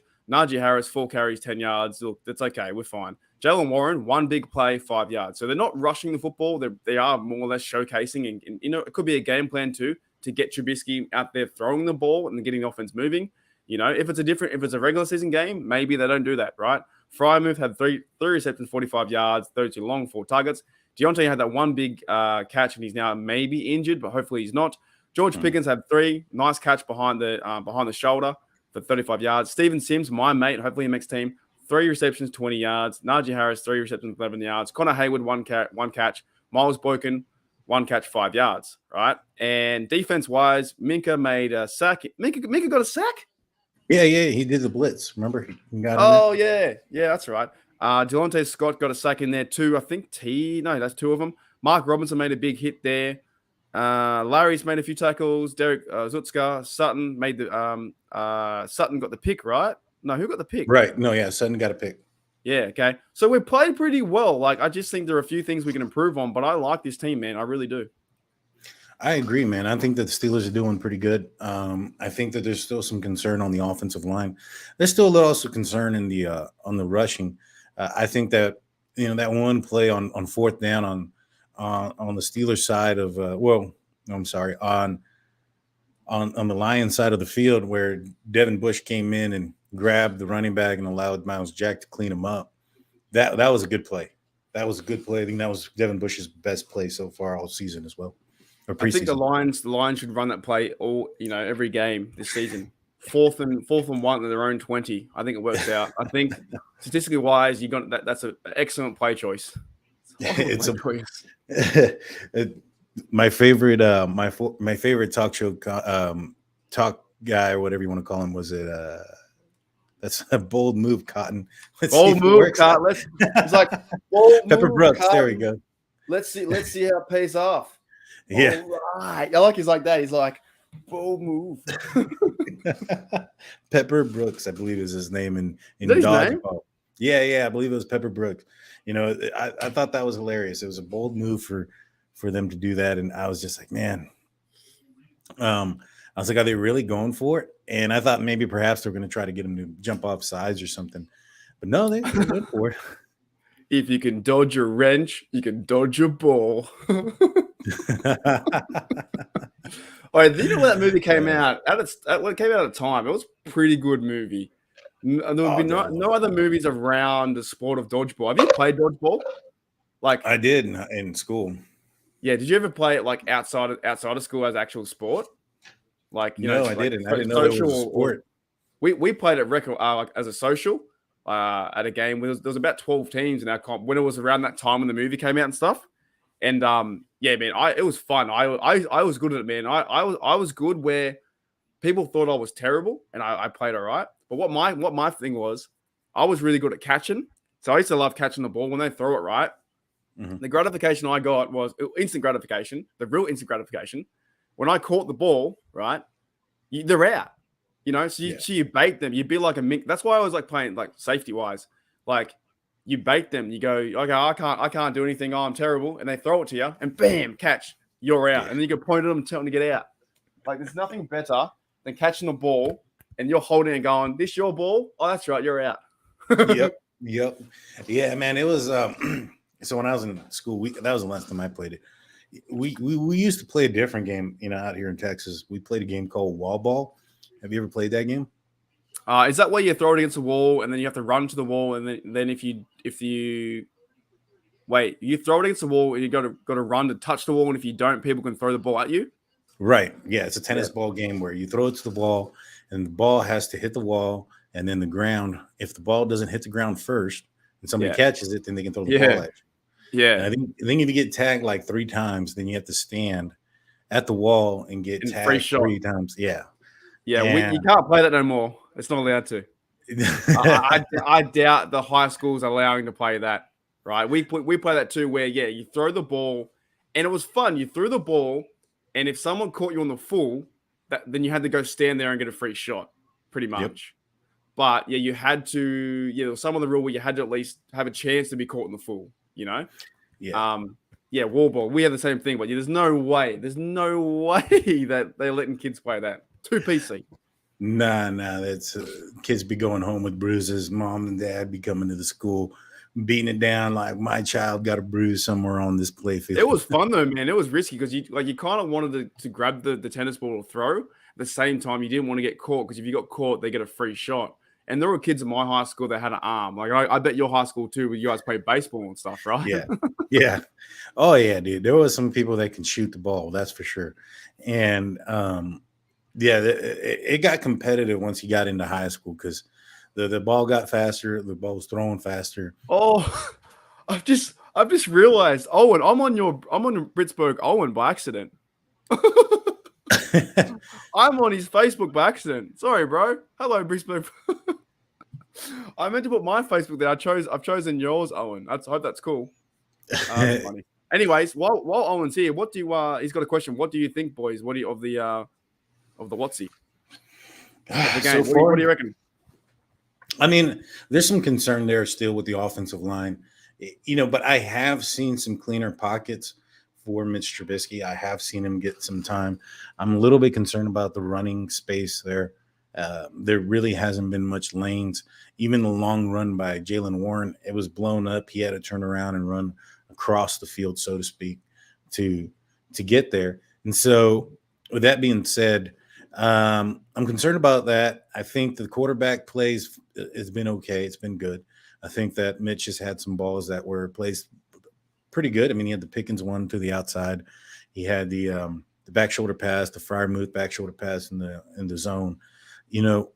I really, really like what he's doing so far up to this point.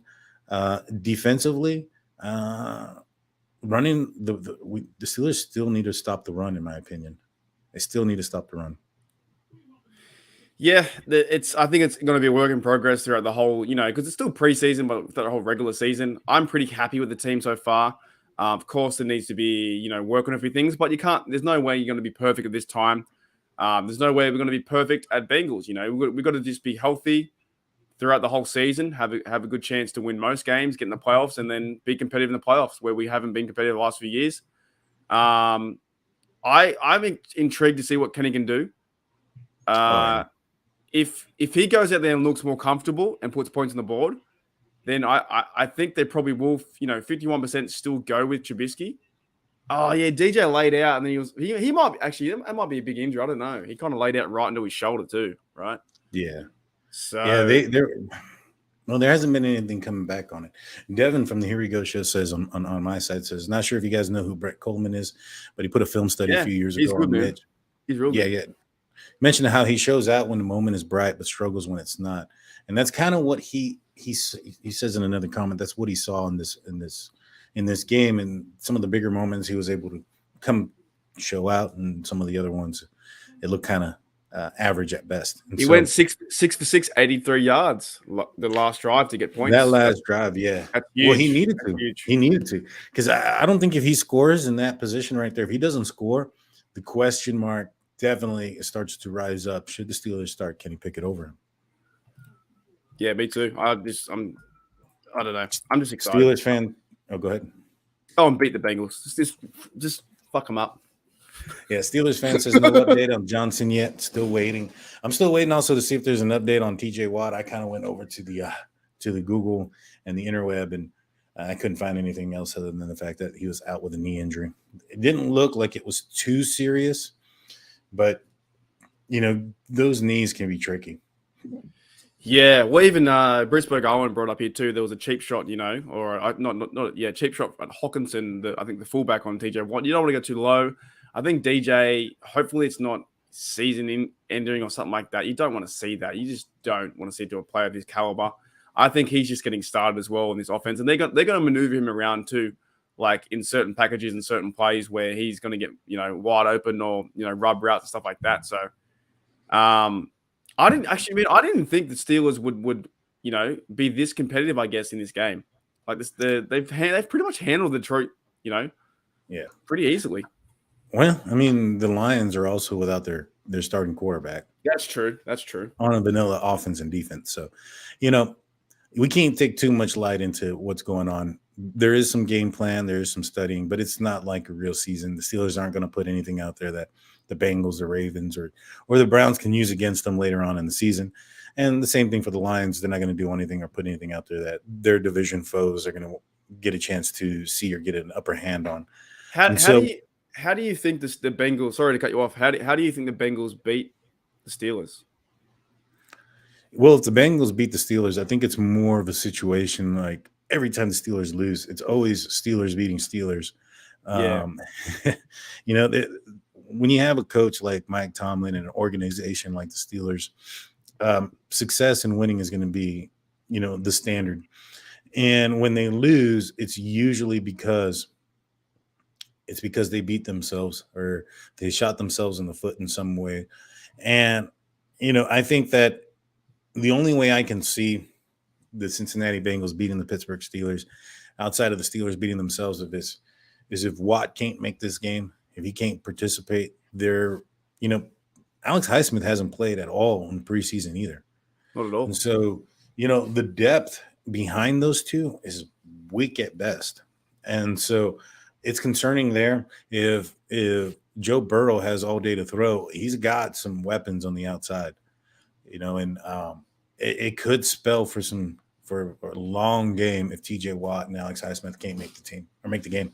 So I've got a comment here from my mate Yuli. Says Pickett is on the field throwing passes. He's coming in now. So nice. It's going to be a Pickett show. I'm probably going to do the next maybe 2 drives of Pickett and then start the call because I have to have some obligations I need to take care of in the next hour or so. But it's been fun so far, man. Daniel, man. Oh no, I agree. I completely agree. I'm probably going to just hang out here for the next 2 drives as well, and then watch the game, look at, and try to get some information for the post game. I'm going to wait until after Mike Tomlin talks to the press and gives his opinion. And I'm sure he's going to be asked who's the starting quarterback for Week 1 against the Bengals. I want to see who he says. I want to get an injury update too, and then I'm going to be doing a post game. Do you think Mason Rudolph starts this game or plays the game? Mason Rudolph? Do I think he comes into this game? Yeah. I think so. Probably in the fourth quarter sometime. So give Pickett one quarter. I think they're going to give him more than a quarter. I think Rudolph's probably going to get maybe 2 drives at the end. Right.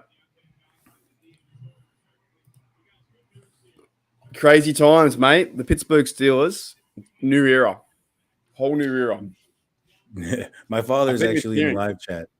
Danny Holomo says we should go and get the tackle Fisher before someone gets him. Our tackles suck. What an assessment. They are pretty poor. And Pickett is in the game. All right, let's go, man. Kenny and Warren, I think back there too. So second. And there's also a whole new offensive line as well. If you look at that. Everybody is out. That was almost like the Lions doing that play. They're just going to run it. That was good. That was good. Good tackle. Good play. Yeah, it was a good play. But back to the tackle suck. Fisher's a guy that I think that the Steelers should potentially look at. There's a few dudes that are out there that the Steelers can potentially look at, but the offensive line is horrendous. And so everybody on the offensive line is completely out. Pickett's first pass, strike to Gunnar Olszewski over the middle. Dime. And he's doing this with backups, guys. The flag. Oh, of course there's a flag. Of course there would be a flag. That was a good pass, though. That was a good pass. You see, the one thing that I really like about Kenny Pickett and what he's doing at this point or at this stage. No foul. Nice. Good deal. The one thing that I like about this in this position right now is that he's being super decisive with the ball. Yeah, that was good. And Olszewski, and look, guys, I've got all 53 coming out in my video in the next 40 minutes. I don't have Olszewski. I haven't got him. What have I done? He's going to make it. That's so funny. Arthur says he was on the Lions chat for the first half, and their fans really want Mason. Really? No way. That would be a complete change for Mason Rudolph. Well, I guess because their quarterbacks are struggling, so they see some good promise with Mason, so they're like, well, he'd be a good backup. It might happen, dude. I don't know. If they trade Mason, then who's going to be the third quarterback? Well, the Steelers wouldn't go with the season with 2 quarterbacks, would they? Nah. Well, they have before. In the year that Ben Roethlisberger was out, it was just Ben and Mason. There's a shot here of TJ Watt on the sideline. He's reading something. He doesn't look to be too badly injured. I don't think he'd be out there if it was a serious injury on the sideline. Checking his stonks, man. Oh, nice play to Sims. Good jet sweep. That's considered a pass. That play right there from Pickett. Yeah. The forward, yeah, the forward. Oh, the Mahomes pass where he gets a TD like that, Yeah, exactly. So this padding the stats a little bit for Kenny Pickett there. Let's see him throw the ball down the field a little bit. I want to see him air it out. I want to see. Yeah, that was a pretty good pass, man. That was a pretty good pass, but that was also under 10 yards. I want to see something go further than 15 yards down the field. 3rd and 6, a lot of pressure on Pickett here. 3rd and 6. Haywood, Gentry, Olszewski, and Sims. McFarlane as well. So second team offense. And ball snap. Time. Rolls out. Does he have him? Too much. That was the first play I've seen where Pickett had to move, get some pressure, move out, and roll out all the, pretty good. But it wasn't like that Sims was open. No, I don't think anybody was open in that play. No. That was 3rd down, penalty decline, 4th down, punt. Man, I wish I could see Kenny Pickett with the starters, man. This is, this is not something that I'm saying is disappointing that we're seeing him with the 2nd string, but it just really kind of plays into this. Not a fair assessment, is it? Not a very fair assessment. No. I mean, across the board, everybody has been taken out. I mean, the entire offensive line is out. From tackle to tackle. What about Claypool? Claypool didn't play today, did he? No, he didn't dress. I think he had an injury. He's been dealing with a bunch of injuries this offseason. He had 2 that kept him out of a couple of preseason games so far. Yeah. Yes, it's I just like the projection on the football. That pass to Olszewski was like a dime, like a bullet, absolute bullet.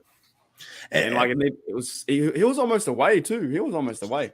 Well, because he hit him in stride. He placed that ball in the best position for him to do something with it. Just going in this, then he's just running with it, right? Just running straight with it. Exactly. And so I know it's kind of hard to not look at this with black and gold goggles and Kenny Pickett goggles, so to speak, because he's the shiny new toy. But he still looks more comfortable, just the eye test on this one drive, than Mitch Trubisky had so far. But that good drive, man, that one drive was awesome. That one drive was awesome by Mitch Trubisky. I mean, he didn't lose the game. He didn't cause any, he didn't have any big mistakes or anything like that. He didn't turn over the ball. So I think Mitch Trubisky, I think the Steelers are going to be a lot more competitive than the NFL thinks. Do you reckon when we verse the Bengals, right? It's only about 11 days away. Do you reckon when we verse the Bengals, will they go pass heavy, they go run heavy? What's going to happen with that, style of offense? What's going to happen there? The Steelers or the Bengals are going to go have pass heavy or run? Nah, the Steelers. What do? They run Najee more. They play action. Do they kind of set up the pass to Pickens? Do they target Deontay if he's there, if he's back? Like, how do they take advantage of that game? I think the Steelers are who the Steelers are. Last season, Mason Rudolph played against the winless Lions in a rainy mud game, and they still threw the ball like 50 plus times. So I think it's probably going to be a lot of passing still. I don't think that's who the Steelers are. Mike Tomlin and Matt Canada are guys that are going to be doing a lot of passing, and I anticipate that being the same. If they get the ball to Pickett though, and get the ball to Najee and in space like that, I think it's going to open up the running game too. So. Oh, I agree. If the receivers can at least pose a threat to the opposition that they're able to catch the ball down the field, that's going to push those safeties back. It's going to push, the cornerbacks up, and that's going to give more space for running lanes for Najee Harris to exploit, so to speak. All right, defense-wise, what do you want to see from the defense? I want to see Mark Robinson in the game, and he is with. I believe that's him. Yeah, he is. Yeah, he's in. He's in there, and he made a hit. He just missed the tackle on that one. So Pierre's in, Hamilcar, TJ Watt, I believe. Is that TJ Watt? Yeah, it's TJ Watt. No ice on the knee, no nothing. I think it's all precautionary. All precautionary. Oh yeah, get him out, mate. Get him out. They got him out so bad. He doesn't even have his jersey on, or like the other guys around him. He's like, no, there's nothing that's gonna happen that's gonna put TJ. We're not gonna if all players fall over, we're not playing you, TJ. No way, son. This is like the second, third defense, right? That's a sneaky play. All second string defense, man. That was terrible. You see, that's where Spillane has his shortcoming. It's going to be in his speed and his ability to recover against running backs. And I guess too, like that defense was just so different to the first round. Kazi, my mate Kazi. That is a good effort. I mean, the guy made a play. He jumped 7 feet in the air and jumped over him. Kazi landed. No. Oh no, that's not good. That is not good. He's been playing like I thought. Oh man, I thought Kazi's had one of the best, and like preseason wise MVP. I agree. Hopefully, it's just a spring. It didn't because he landed on his fucking. It didn't. Well, I mean, he did land hard. Hopefully, it's just a spring. Hopefully, it's nothing too horrible. It didn't look like his arm was in a weird position or anything like that. So it didn't look like a break, at least from that view that TV gave us. Jeez, because he had a really good interview with Missy Matthews, and I think he's trying to make the team, and I think he makes his defense really fun and exciting too, because he can play that third safety role and let Edmonds come in the box and make tackles, and he can cover quite well too. So hopefully he's not. That's one I think that looked worse out of all of them. I think that looked Yeah, worse. that did. He looked like he was down and holding. It was like, what's going on? Oh boy. I saw him moving his hand though. I'm not saying that if you have a broken arm or a broken part of your body that you can't move your fingers or your hand, but I don't think you try if it's broken. I think you just kind of stay stable all the way through. That's true. Yeah, you're right. You know what I mean? And so him moving his hand around and stuff kind of leads me to believe at least he thinks maybe, well, it's not that bad. But it did seem like he was in a bit of pain there on the floor. Hopefully it's a sprain, nothing too serious. Now, can you hear yourself now or not? I don't know. No, I still have it on, mine's the other dealer. For some reason it just turned over. Hang on, let me try and change it to wait a minute. I think it just changed by accident. Yeah. I might give myself I got both guys in got you twice in the headphones. Well, hopefully it'll even out. Yeah, you know what's funny? I think to the viewers it's okay, but to me you sound like you're on a spaceship, but that's all right. Gotcha. Yeah, I think dude, he looks in pain, man. He does look in pain. Let's see. He's shaking his head. It's when he collided his wrist towards on the knee of the running back. It's not when he hit the ground. It's when he jumped up over him. He collided the wrist. Not a good sign. It's not a good sign. Well, it's in the blue tent, not going to the back. If he's going to the back, then they'll be checking for X-rays. The blue tent might be a good sign. Tim Boyle. Pick. Whoa, 37. Who's 37? That's Steiner? No, who's 37? No, Steiner got released. I think that's the new guy, Elijah Riley. Is it? Oh, okay. Yeah, it is too. Yeah. Oh, he had the first pick where he got tipped in the air. Yeah, if it's not tipped, he's going for the pass. It tipped over him.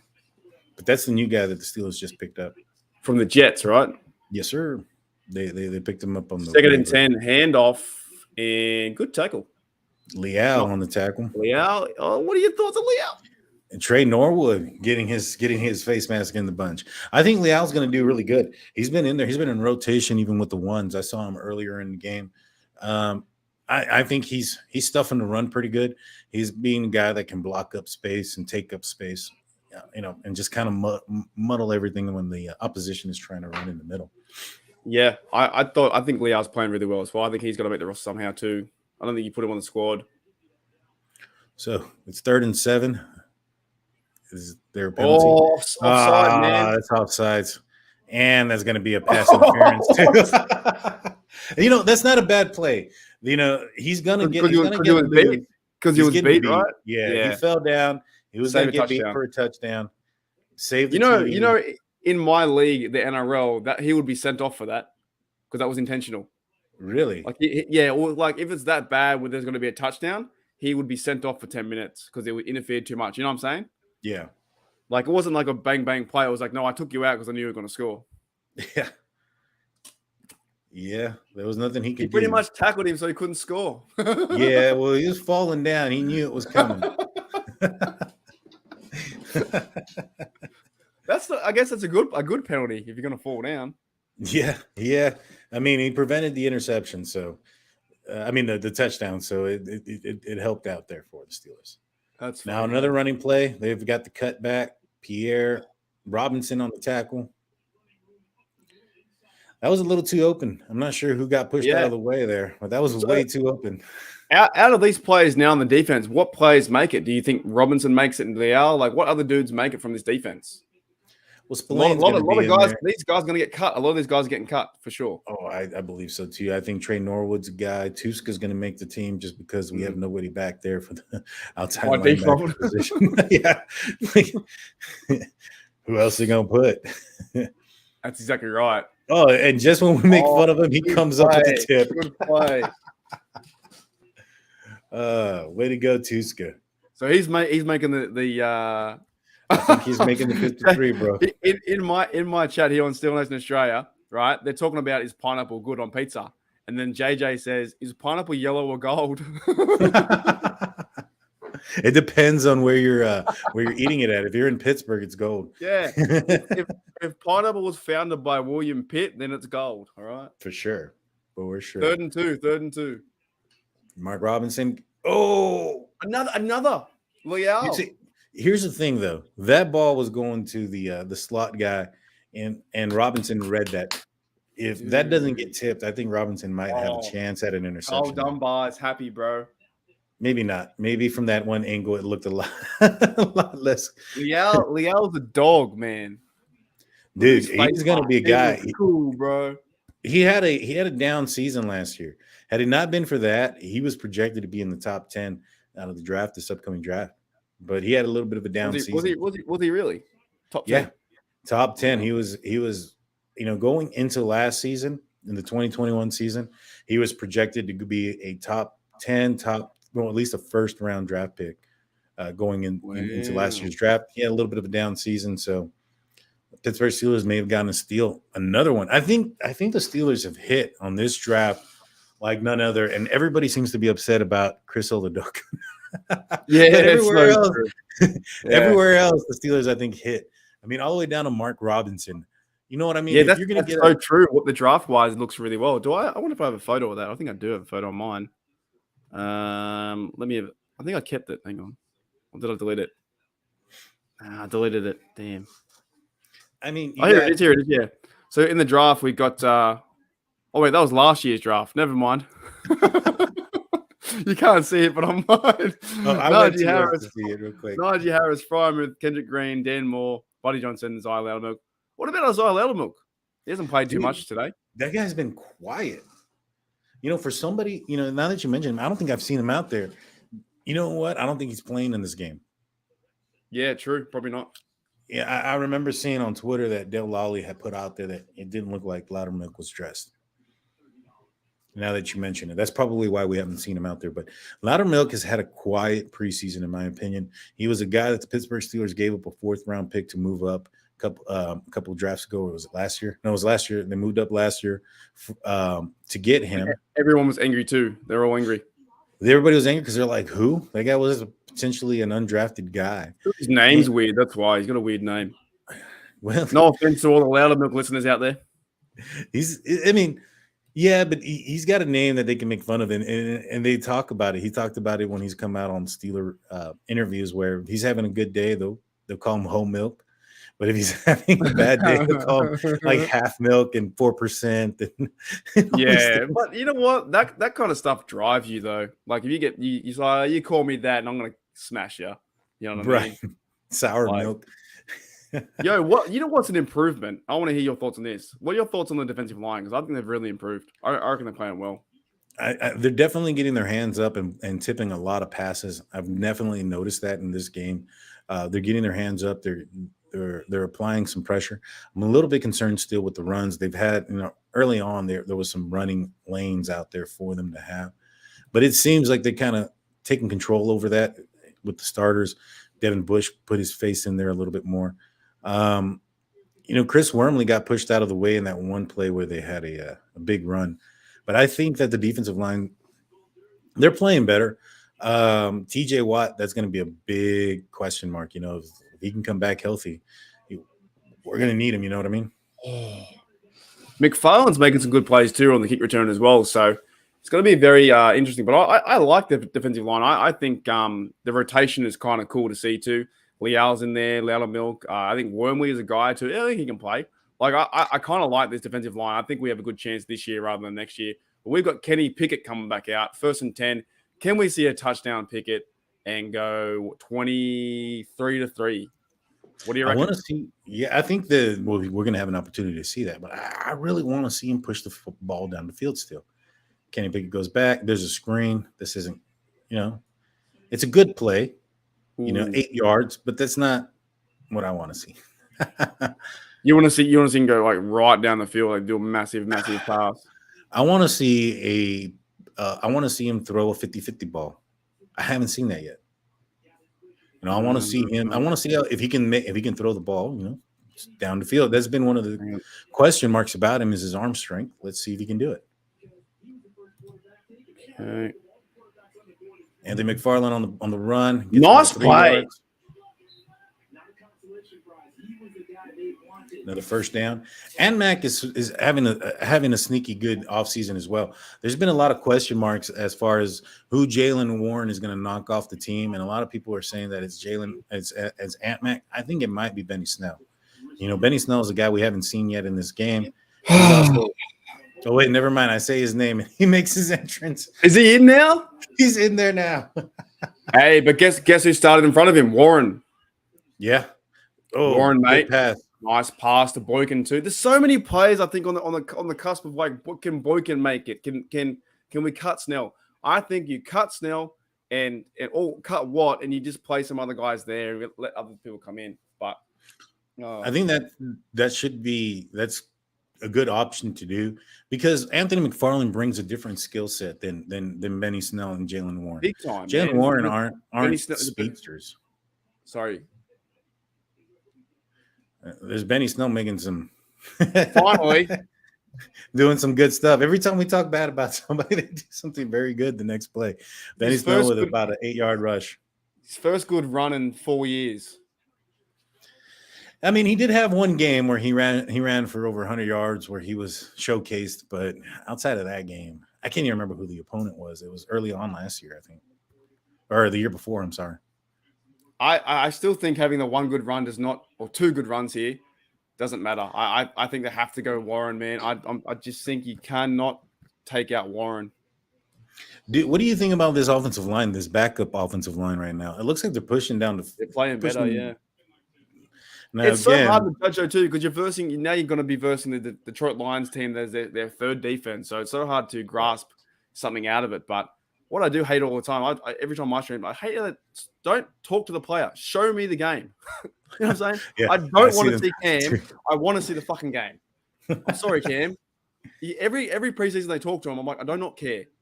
Play action pass. He's going down the field. There it is. There it is. Well, it's a completion. That was a completion. Boykin does that, man. G'day, Rod. Boykin does that. Boykin is a pretty sure catcher of the football. Let's see what this is. This a back shoulder pass or Boykin does that, bro. Boykin does that. I'm telling you. That's a nice football. We got two good quarterbacks. Screw everyone else. We're going Super Bowl. I love the energy. I don't care who they friggin' play. 1st and 10 now. Kenny Pickett. That was a sneakily good throw by Kenny Pickett. Roll out to the right hand side. Nice pass again on the money, man. His passes are on the dime. They are on the money. Did Gunner change his helmet or his face mask? He had a different one before that had that big old open space in the front. Oh.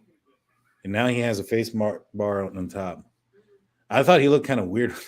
Have you seen those helmets that have the big opening area in the front? No, I can't remember. I'll show you a picture of them. JJ says they can rotate quarterback each drive. You know, if Pickett ends up getting number 2, right?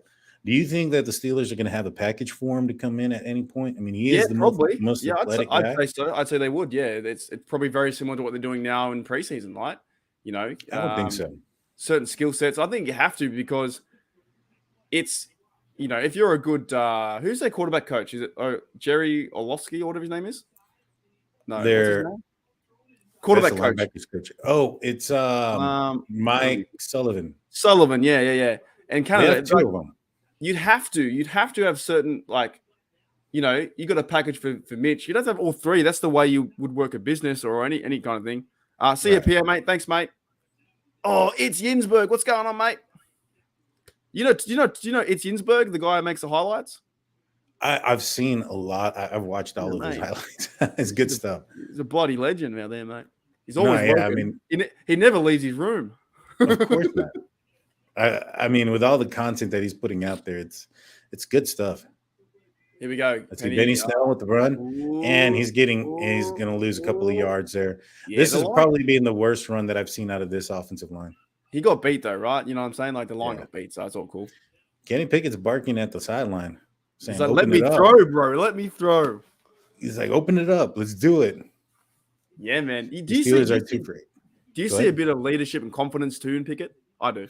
I do, man. He doesn't look like a rookie out there. Nah. He really doesn't. He's poised. He takes command. You know, right now the Steelers are in shotgun. They have Sims going in motion. You know, Gunner and Boykin at the bottom of the screen. Kenny Pickett got time. He's moving around a little bit. Chased around. He's got someone for sure. Oh, that was it. Close. Oh, I like that though, man. This is gonna be a fun season. He's definitely got some wheels, man. He can move. He like at first panic, bro. Oh, that should have been a catch. That would have been a catch. If that's George Pickens, that's a TD. Dude, you know what play this reminds me of? Ben Roethlisberger rookie season against the Dallas Cowboys. Plaxico Burrs in the corner there.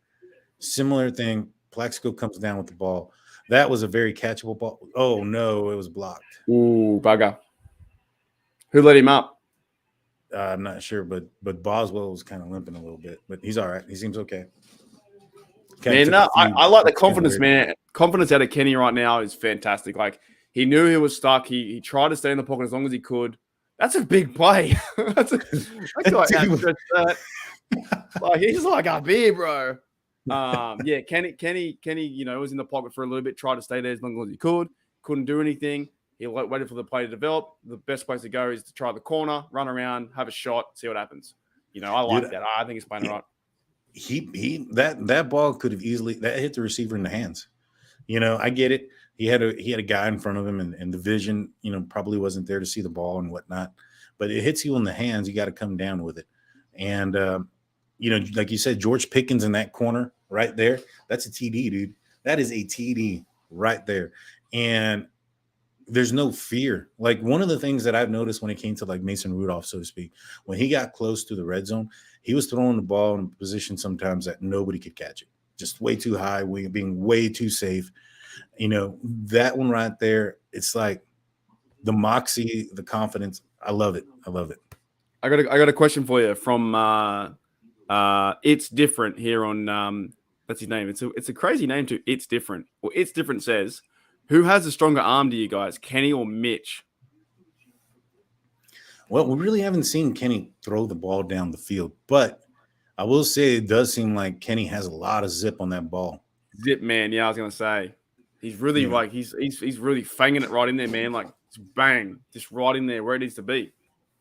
No, I agree. I completely agree. And what he's able to do with the second team offense right now is it's impressive. I mean, he even has a second team offensive line across the board. There is nobody that was in the first half on the offensive line there. And so I'm actually really impressed with what he's done, even though the drive ended with no points. It could have. I mean, in comparison, that throw right there to Gunnar Olszewski's probably, if you look at Mitch Trubisky, where he was behind Pickens a little bit in the red zone, the difference is Boswell got blocked on this drive, and he didn't on that drive that Mitch had. Yeah, they just played. It's Yinsberg just said they played Renegade in a preseason game. Let's see what happens, man. Let's see what happens. He's in stadium. I don't know, but he just told me, and I just saw the crowd go crazy. So yeah, it's possible. Hamikar still out there, man. 46. Oh, they got burnt. Yeah, I think it's Hamikar. So no. Wait, what's going on outside linebacker? What are we doing? I think the Steelers need to make a move, man. Yeah. I mean, when you look at oh no. So this is from KZ left the tent with his left arm in an air cast straight to the locker room. Yeah, it doesn't look good, does it? He might have maybe he broke his wrist. I hope not. That's possible. Because he held it kind of funny at the time, didn't he? Yeah, he's a big part to this defense, bro. That's going to be huge if they miss him. No, he's been playing so well. Agree.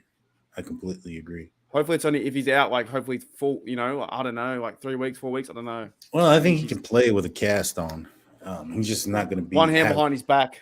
Basically, he's going to have a hand tied behind his back. Rod says he broke his wrist. That's what we're hearing. We broke his wrist. Oh. Man, that's unfortunate. That is unfortunate. If he's out, how do you play? Like, how long will he be out for, you reckon? I have no idea because, the other guy, Carl Joseph, is out as well. He's out for the year with another ankle injury. Oh, And man. so, Trey Norwood's going to be the guy that's going to be bumped up into that third, safety position that when there's going to be 3 safeties on the field. I reckon this is not a good thing for the Pittsburgh Steelers. I think they were going to use Casey often. Yeah, I thought Casey was going to start playing about 50%, 65% of the time. I thought he'd be out there a lot. So I agree. That sucks. I hope we can hear some good news after the press conference because that does suck. I completely agree. 3rd and 3 here. Pressure Leal. on the outside. Leal, get him, mate. Nice chase down. 4th down. Should be a punt.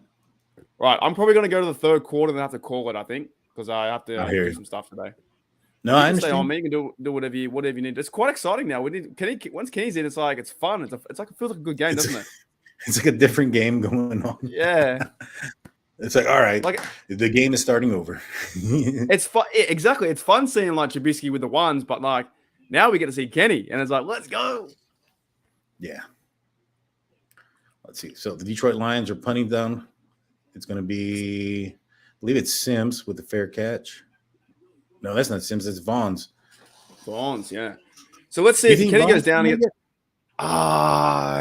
It's hard. I don't think so. I think it might be a practice squad guy, but yeah, it's so many moves now. I guess with some injuries too. If Deontay's out, right?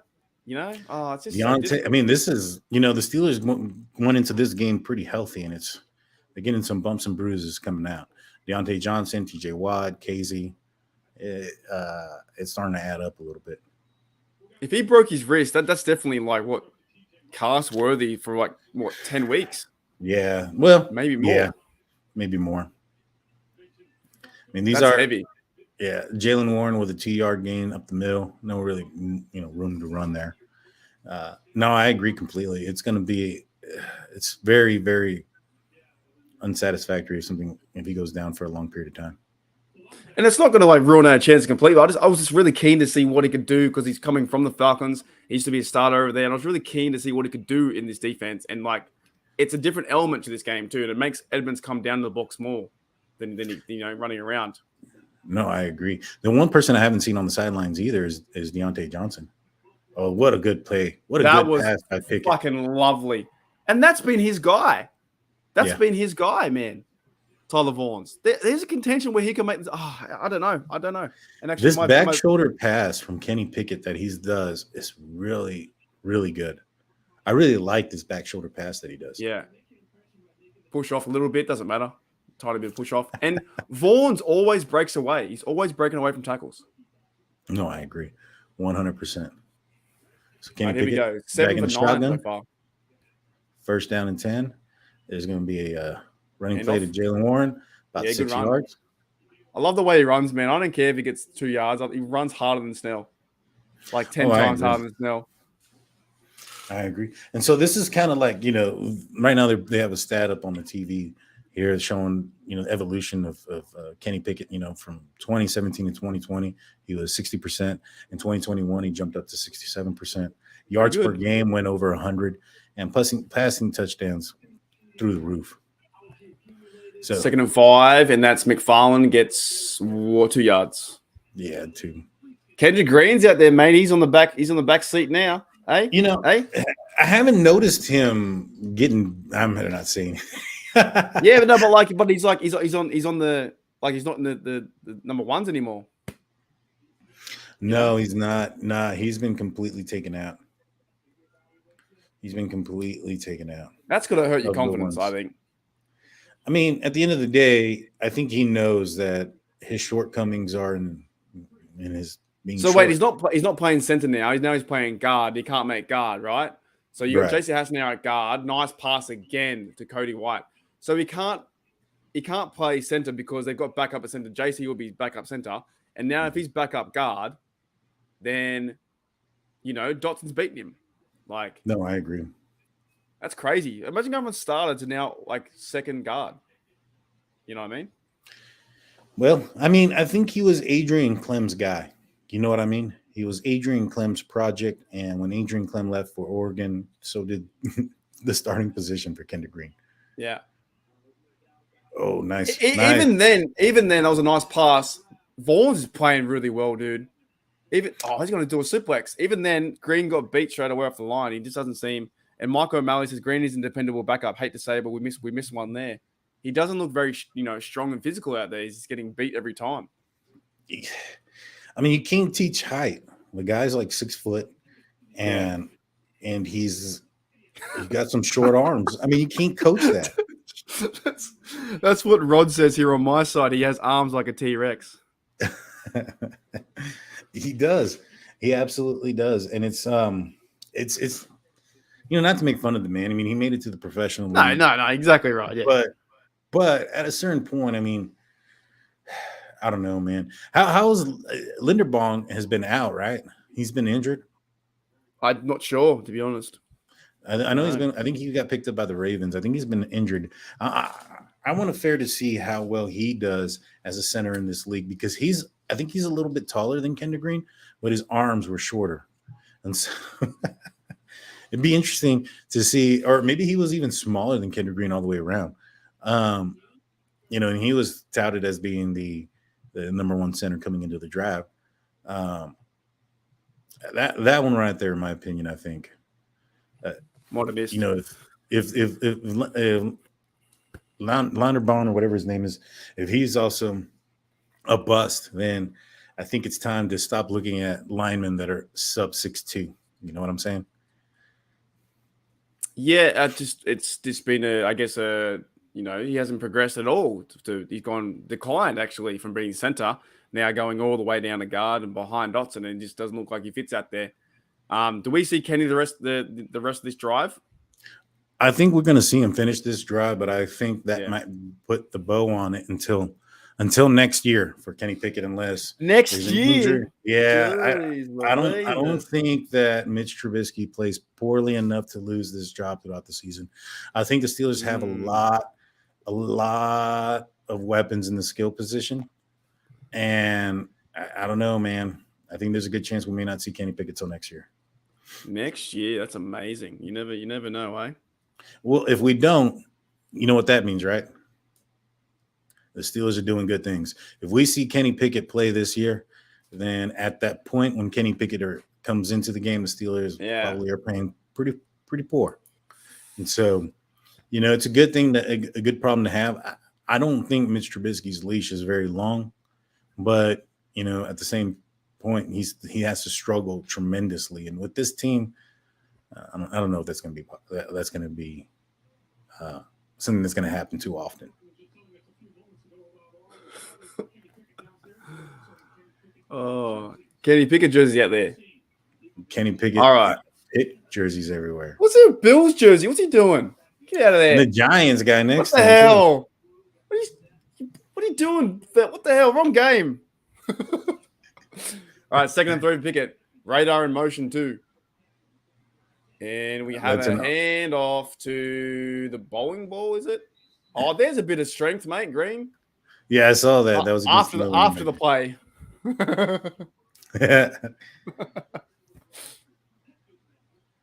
Similar growth as Pickett in the last 2 years in college. I don't think Zach Wilson belongs in the same category as Joe Burrow and not yet. Pickett. Not yet. He was horrible last year. He threw like 14 interceptions. 3rd and 1. And a handoff to Snell. Gets a spin move. Please don't make the team, Snell. Oh. Well, here's the thing. If you go back to the first preseason game, Benny Snell was out there with the 1s. Now he's out there with the 3s. I think he's going in the wrong direction for him to make it. Bit like Green, right? Now, if he makes a team, right, I want to see that kind of play the whole year, and I'll shut up. But if I see him get stumped in key downs, and I'm done. I'm done with him. I'd rather see Warren play. I'd rather see Warren. Oh, man, 1st and 10 here at the 35-yard line, and McFarland's in. Nice pass. Oh, that was you can't one-handed. You can't place that ball any better. He knows in that situation. That needs to be a catch. That needs to be a catch. Because the other bloke, number 19, didn't even see it. He didn't even see the ball over his head. And that's why he threw it there. He saw they were playing man. The guy had his back towards the quarterback, so he was going to throw the ball because the cornerback's not looking back. He throws the ball high and away and up and over.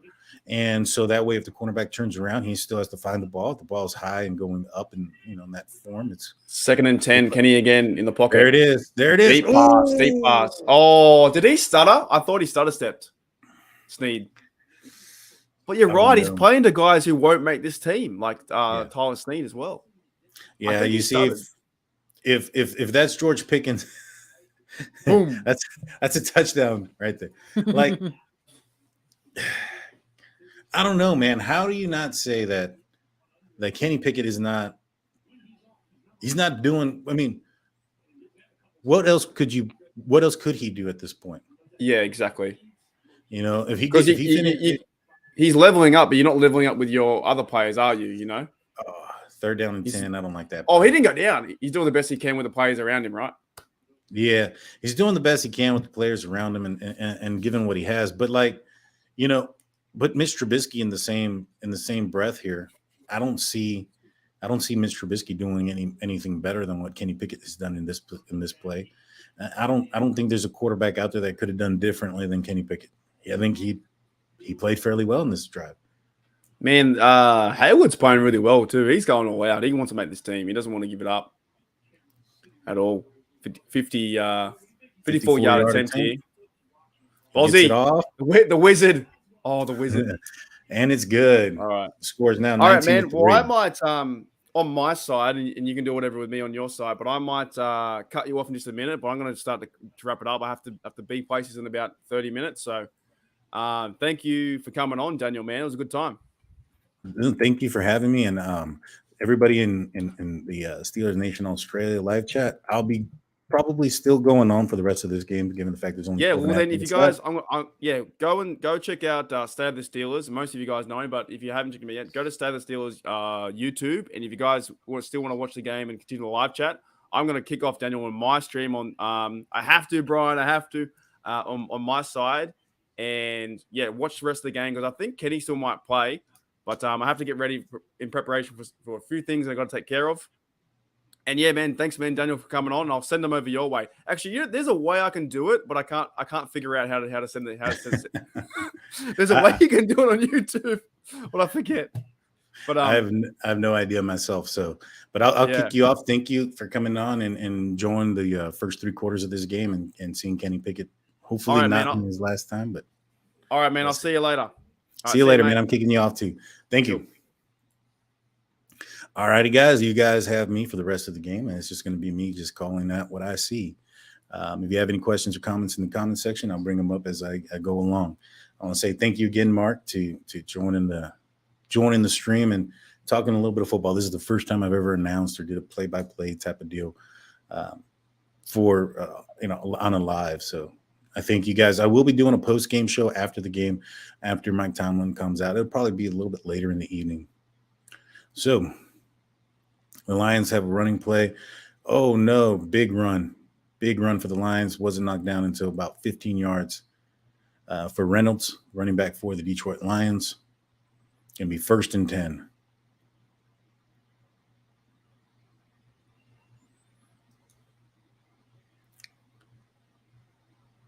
So Carlos Davis just got blown out on that play, just got pushed around. Now, at the linebacker position, we have Buddy Johnson and Mark Robinson both. So this is going to be a good test for Buddy Johnson to see what he has. That's a low pass from the quarterback from the Detroit Lions, Trey Norwood on the coverage. Last name is Blah. Can't pronounce it.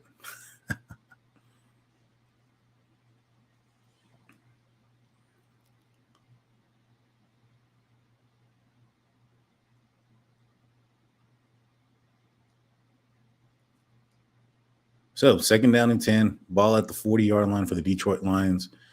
Quarterback in shotgun formation. Snap the ball, reads the defense, throws out to the running back out in the flat, gain about 3 yards. There is a penalty flag at the end of the play towards where the running back was tackled outside of the sidelines. It looks like it's on the Detroit Lions. Pass interference on the Detroit Lions. Second down, moving back.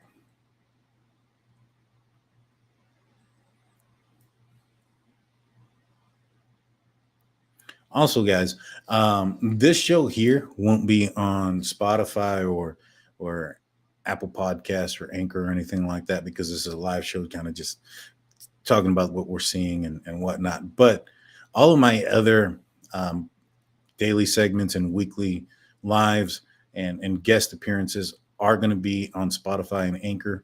And so I would appreciate if you guys go and find those there. Give me a follow, like on Apple Podcasts. If you can give me a 5-star review, that would definitely help.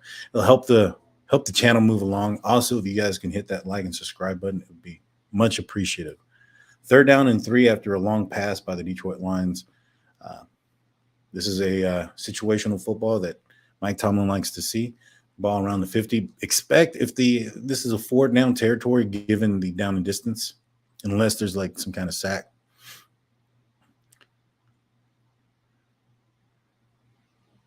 First down for the Detroit Lions on a slant in front of Trey Norwood to number 85 of the Detroit Lions. 11 minutes left in the game. 1st and 10, 4th quarter. Steelers are up 19-3.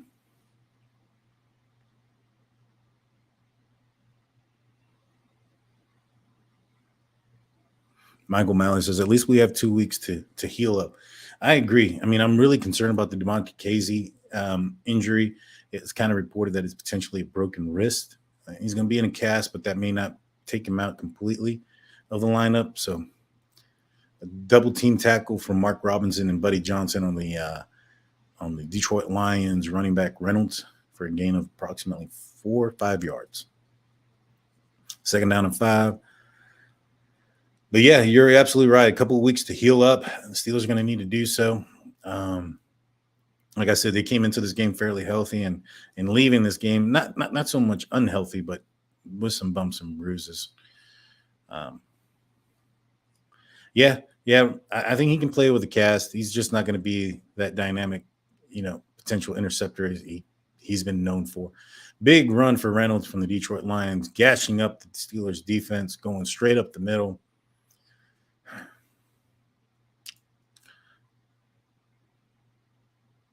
Let's see who's somebody missed a tackle there. Our depth is just a concern. Buddy Johnson, he missed, just completely whiffed on the running back. Buddy Johnson has been a guy that I haven't really heard too much about. He might be another guy that may not make this team when it comes down to the 53. 4th round pick last year. 1st down and 10, just outside the 20. There's another running play. This time it's stopped for a minimal gain by the other Davis brother. Wait, they allowed the ball to go through. He was down. He was way down. Let's watch a replay. The other Davis brother. Oh, wait, I'm sorry. That's not the Davis brother. This is Jeter. No, he stayed up. He did not touch the ground. So it's a 1st down run. Outside the 11, 1st and 10. There is a challenge flag by Coach T. Coach T doesn't always throw the challenge flag, and when he does, he's about 30%. They're going to review the play. 8 minutes, 45 seconds left in the game. Pittsburgh Steelers are 19. The Detroit Lions 3. I'm going to take a quick break, guys. I'll be right back. Don't go anywhere. As this play is reviewed, I'm going to go get myself a drink. Don't go anywhere. Please hit that like and subscribe.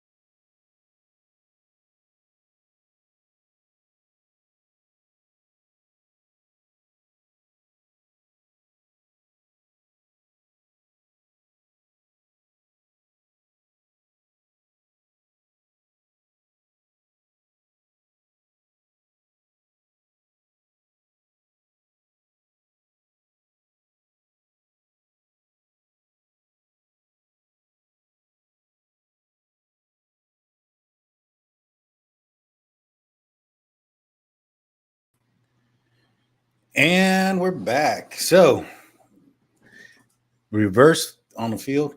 The runner was down. His elbow was down. So, bring him back. Second down. Good job. Good challenge play by Coach T. Hey, Steelers Nation Australia is back in the live chat. Thank you, Mark, for being on and joining me on my first ever play-by-play live stream, so to speak. Yeah, he's definitely down. Definitely down. Way to go, Jeter.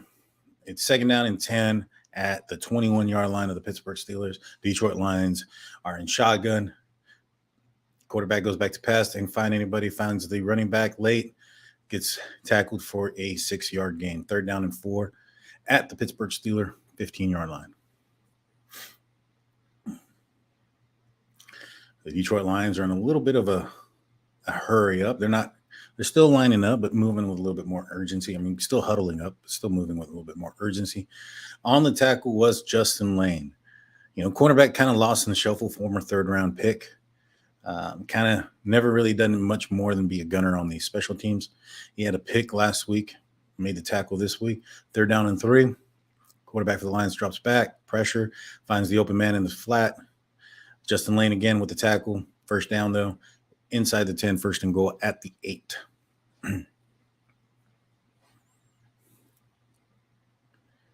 Blau. There you go. I've been refusing to say his name because I've been trying to remember how to pronounce it this entire time. Blau.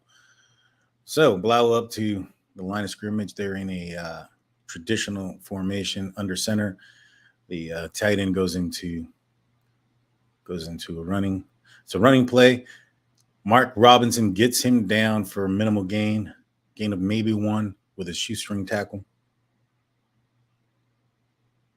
I believe that was Mark Robinson. It looked like him from where I was watching. Could have been Carlos Davis. Sorry.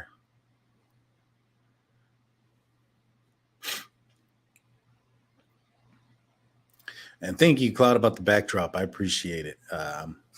I thought if I'm going to be announcing this show, I should be in the booth, right? So Blau in shotgun formation. We have a single safety over the top. Trey Norwood. Blau passes right over. Ooh, incomplete. Number 30. I'm not sure who that is. It's not Jalen Warren, that's for sure. But number 30 for the Pittsburgh Steelers in the coverage, had his back towards the quarterback. I mean, that could have been a catch. Number 85 tight end, Kennedy for the Detroit Lions dropped that ball when he collided to the ground.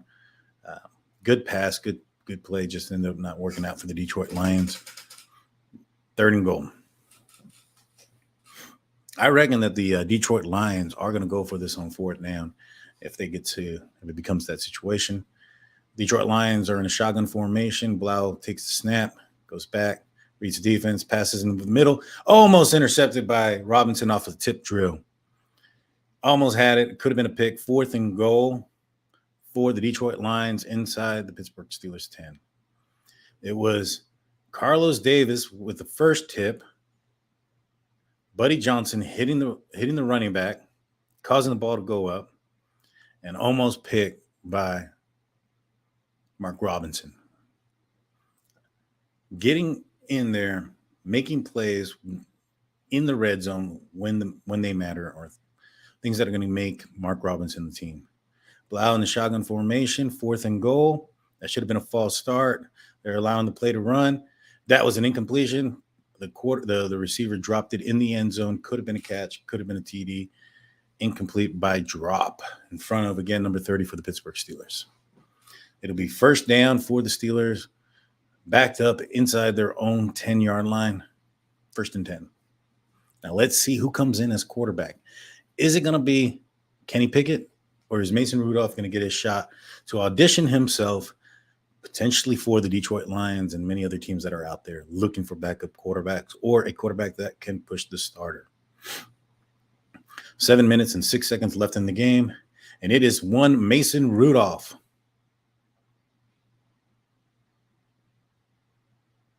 Kenny Pickett day is done. And in my opinion, I don't think Kenny Pickett didn't do anything wrong or anything bad. He just didn't put the ball in the end zone. And like I mentioned before, that results matter. He did not put the ball in the end zone. Mitchell Trubisky did. I think that Mitch Trubisky is going to be the week 1 starter. I think he did. I don't think Kenny Pickett did anything bad in this game. I think he showed why he was picked the first quarterback overall in this past draft. And I think the Steelers got a steal. 2nd down and 8, Mason Rudolph under center. Tight end goes into motion. So does the receiver. It's going to be a handoff to Jalen Warren.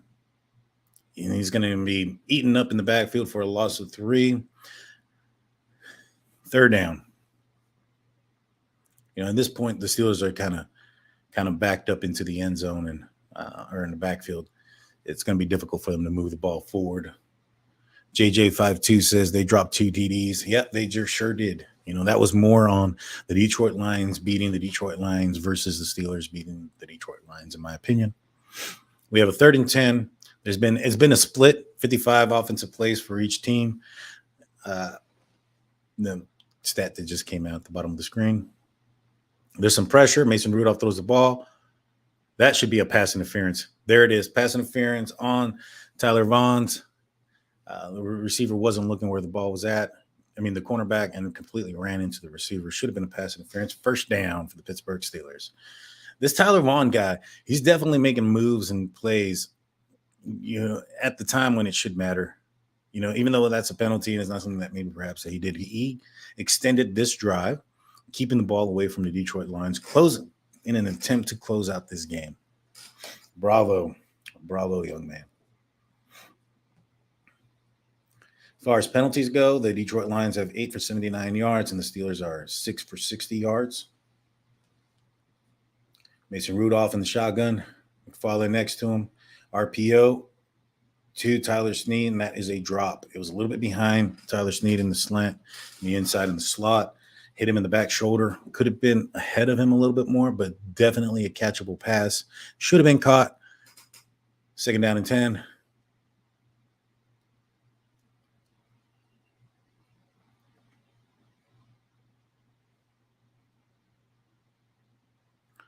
Mitchell Pickett is better than Kenny Trubisky. I love that. Tyler Snead in motion. Mason Rudolph takes a snap in the shotgun, looks up the top, and that incomplete pass to Cody White. I think it may have been tipped at the line of scrimmage. The ball didn't quite make it there and looked kind of funny. So I'm guessing it was tipped. There's 5 minutes and 36 seconds left in the 4th quarter. The Steelers are up 19-3 in the final tune-up game for the 2022 preseason. This is it. This is the last game.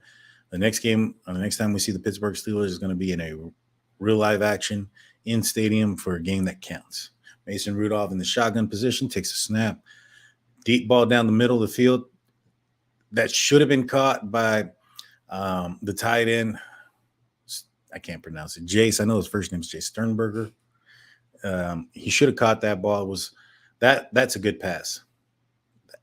Yeah, well, the second angle shows it a little bit more difficult than perhaps the first one.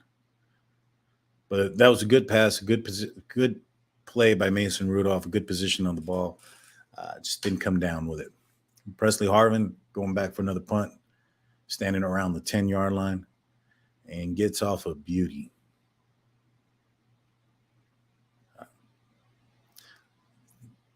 The punt returner caught the ball at the 20-yard line. He kicked it from the 10, and it landed at the 20. And so only got a gain of 5. It is 1st and 10 I believe it's going to be at around the 25-yard line. Let's see.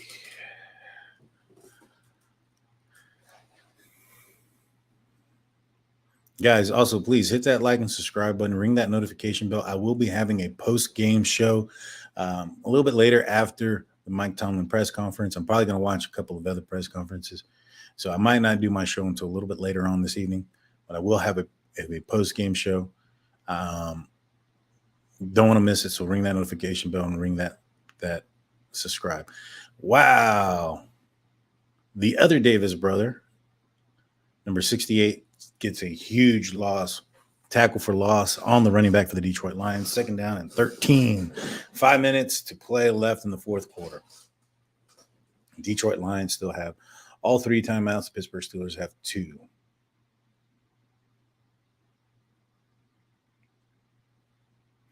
When did the Steelers call a timeout in this half? I must have missed it. Blau goes back, shotgun, throws the ball. That could be a pass interference. That is a pass interference on Buddy Johnson. He hit the receiver over the middle a little early.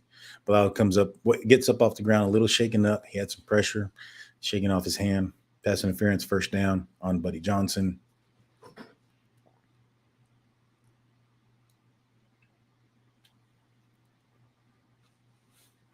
JJ52 says big press. Dang right. That was a big press and a big punt for big press to change the field, so to speak. It's 1st and 10, ball at the 26-yard line. Blau, standalone quarterback, shotgun formation. Passes to number 46, the running back. Makes a guy miss. Number Trey Ward cannot get past Mark Robinson for a gain of about 5 or 6. Be 2nd down and 3, so he gained 7.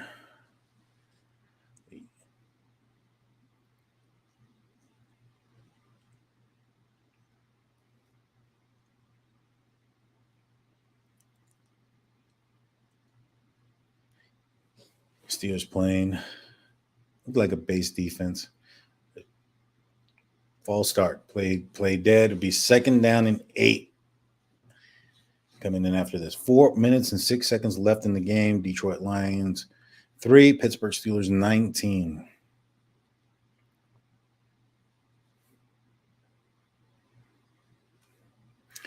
But just some observations and just kind of thinking back on the 1st quarter or the 1st half. Main concerns are still going to be the offensive line. Didn't look like there was much running room for Najee Harris there. It's the offensive line needs to get better, guys. It's piss poor at this point. All right, 2nd and 8. Blau takes the pass, shotgun formation, throws it over the middle, short pass. Runner takes it down to the 50-yard line. 1st down, Detroit Lions. 4 minutes. He did get out of bounds, so the clock will stop.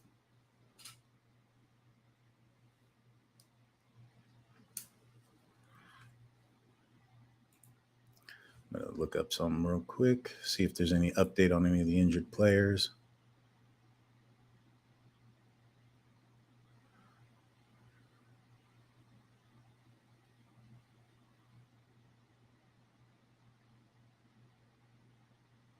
Just that DeMonte Casey was in an air cast.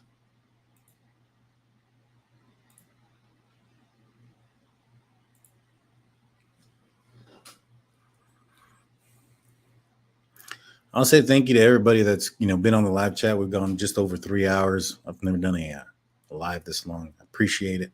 Thank you guys so much. Blau goes back to pass. Completed pass. Quickly tackled by Robinson for a short gain, maybe 5 yards.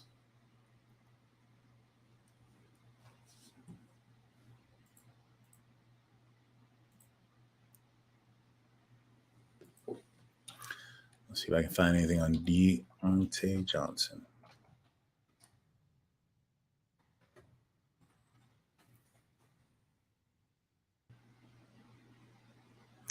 Just that he exit with a shoulder injury.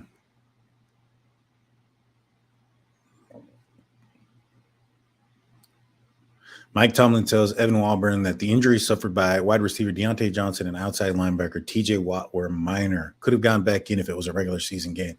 That is coming from Alex Kozora. Thank you so much. Kind of calms down the masses, so to speak.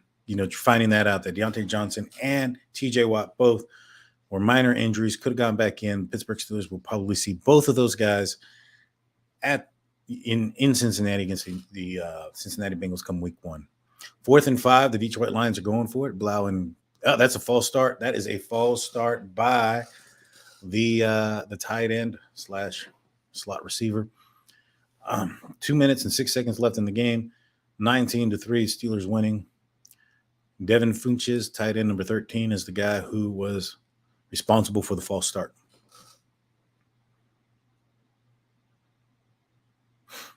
It'll be 4th and 10. They'll be going forward, obviously. Be in a shotgun formation. The Detroit Lions put the tight end in motion. There's a running back to the right side of Blau, or the left side, I'm sorry. Blau drops back to pass. It's got pressure. Underhands passes the ball. First down for the Lions. Catch to the running back, and the flat runs for about 13 yards. That was close. He could have gotten sacked in the play. There was a lot of pressure. In fact, they hit him, and as he was going down, he just kind of pitched the ball underhanded as he was falling to the ground. It was a good play by the Detroit Lions quarterback to get the ball out to the open running back in the flat and allowed his playmaker to do something with it. So it seems like the only major injury for the Pittsburgh Steelers is potentially Damontae Kazee. It's a big loss because I think the Pittsburgh Steelers were going to use him in a 3-safety set majority of the season, or when they put him in. I think that was going to be a set of plays that the Steelers were going to send out with KZ and a package. There you go. That's the word I'm looking for. I think that was going to be a package for the Pittsburgh Steelers. It's unfortunate if it ends up being a broken wrist and he has to see some time off the field. I know that they potentially put a cast on him, but what Damontae Kazee brings to the Pittsburgh Steelers is that turnover game. He's very good at intercepting the ball, and in my opinion, having a cast, it's going to hinder that, what he brings to the team. So hopefully it's nothing too serious. Hopefully it's just a sprain. Minka Fitzpatrick fell off his bike earlier in the offseason and then also injured his wrist. It ended up not being something that was too serious. Still did and used precaution with Minka Fitzpatrick this offseason. However, this close to the regular season, it's going to be a close one. Hopefully, it's nothing too major. So let me know in the live chat, guys. What do you guys think about the team so far? Where do you think the Steelers are going to fall when it comes to the division? You think they're going to be the Kings of the North again, or they're going to fall back in second place? Let me know in the comment section.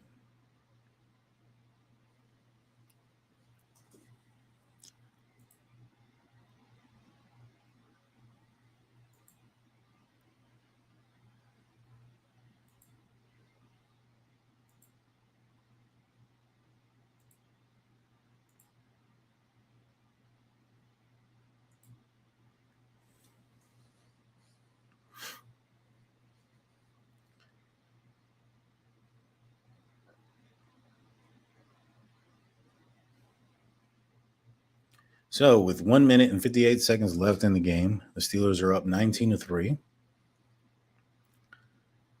The Steelers have rushed for 57 yards. See, that's concerning. That's extremely concerning for me because the Steelers need to be averaging at least 100 yards. I mean, that's not even, in my opinion, that's a low mark as a team. I'm not saying that Najee Harris has to be averaging 100 yards per game, but as a team, they should be averaging over 100 yards rushing. And right now, as a team, they have 57. That's concerning. And that boils down also on the offensive line being a huge issue. I think the Steelers need to make a Joe Hayden-like move before the start of the season in the offensive line and at the outside linebacker position. So we got second down. The ball's at the 35-yard line. Second down and 10 for the Detroit Lions. Blau in a shotgun position. He's got a little bit of time to throw. Finds the running back in the flat. Gain of about 3 yards. Tackled by Buddy Johnson. The time is clicking. 1 minute, 41 seconds. Detroit Lions have all 3 timeouts. Third down and 7. Time running down. Snap the ball. Blau goes back to pass. Got a little bit of pressure. Moves up in the pocket. Finds a receiver open, but drops the ball. 4th down and 7. Minute 26 left in the game.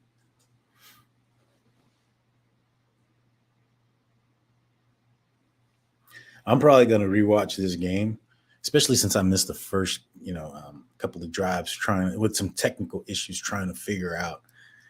My Game Pass wasn't working, long story short. And so trying to figure this out. And so I'm going to go back and watch it, listen to Mike T's presser, and then I'm going to do a post-game show. 4th and 7, 1 minute and 26 seconds left in the game. Play clock down to 6 seconds. Blau on the shotgun. 3, 2, takes a snap, goes back to pass, scans the field, throws the ball, catch for about a 9-yard gain, first down for the Detroit Lions. Man, this team just does not want to let the game end. Oh, there's a flag on the field. What happened? Personal foul, roughing the passer.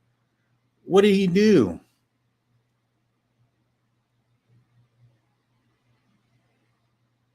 I don't see how that's roughing the passer. I mean, I see how Blau's ribs are probably hurting right now because Carlos Davis came from behind and tackled him. But you can't, the angle of where he was at, I'm not even sure if Carlos Davis knew that he didn't have the ball.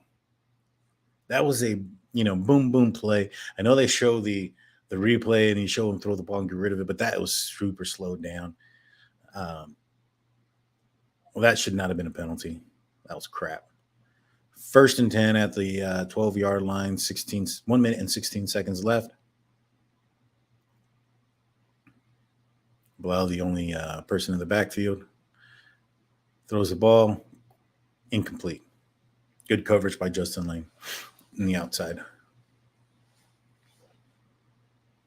So they're bringing up the regular season for the Pittsburgh Steelers in weeks 1 through 5. They are on the road at Cincinnati, home for New England, on the road at Cleveland, home for the Jets, and then on the road at Buffalo. Now, if Pickett's going to start, in my opinion, I think it's going to be that October 2nd game against the New York Jets. If Mitch struggles, there's a long week there. The Browns game is on the road on a short week Thursday night. Long week after, home game.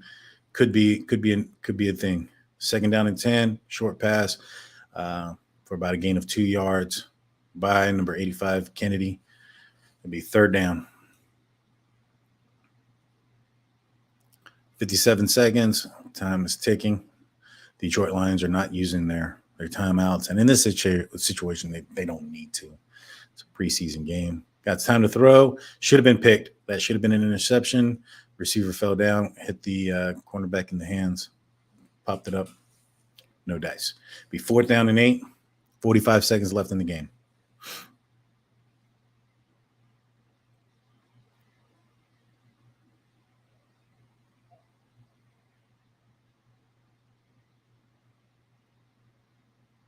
Steelers fan says, we have a good chance this year. Claude Bishop says, Steelers fan, I believe we do.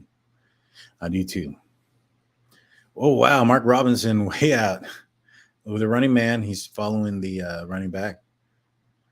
Shotgun formation, 4th and 8. Ball at the 10-yard line. Pass to the end zone. Should have been intercepted, but dropped, tipped. There is a flag. Of course, there's a flag. Let's see if it's on the offense or the defense. We have a Steeler down in the end zone. Personal foul, face mask on the defense. It'll be 1st down. 1st and goal for the Detroit Lions. Let's see what they are talking about. And the injury is to number 30, not Jalen Warren. This is the defensive back, number 30. Plate Tail. I believe that was his name. And he's shaking up. None look too serious, but he's getting help off the field. It's an unfortunate situation. I don't think, you don't want to get hurt at this point of the game and at this, point of the preseason when you're trying to make the roster.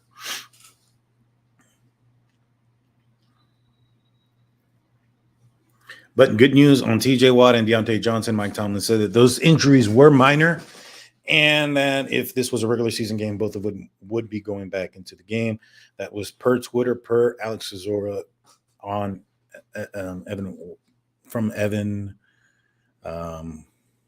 Washburn. Sorry about that. 1st and goal, 41 seconds left in the game.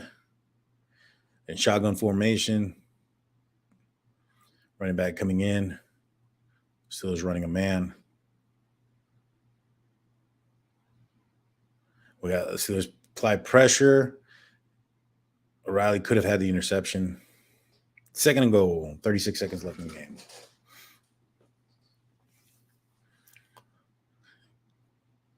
This is the last preseason game. The Steelers are going to have to cut down to 53 next week or this upcoming week. A lot of these players that are on the field right now may not be a Steeler come next week.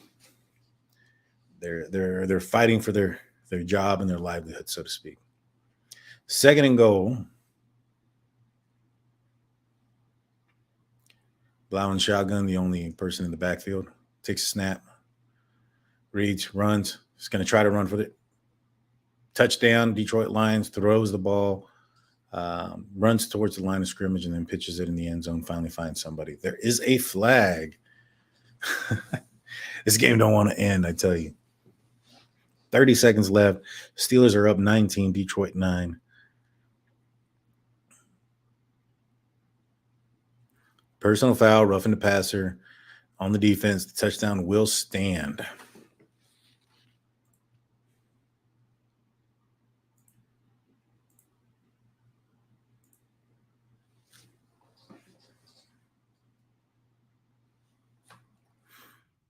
Probably going to go for 2 here and then do an onside kick. That way they can bring it within 8.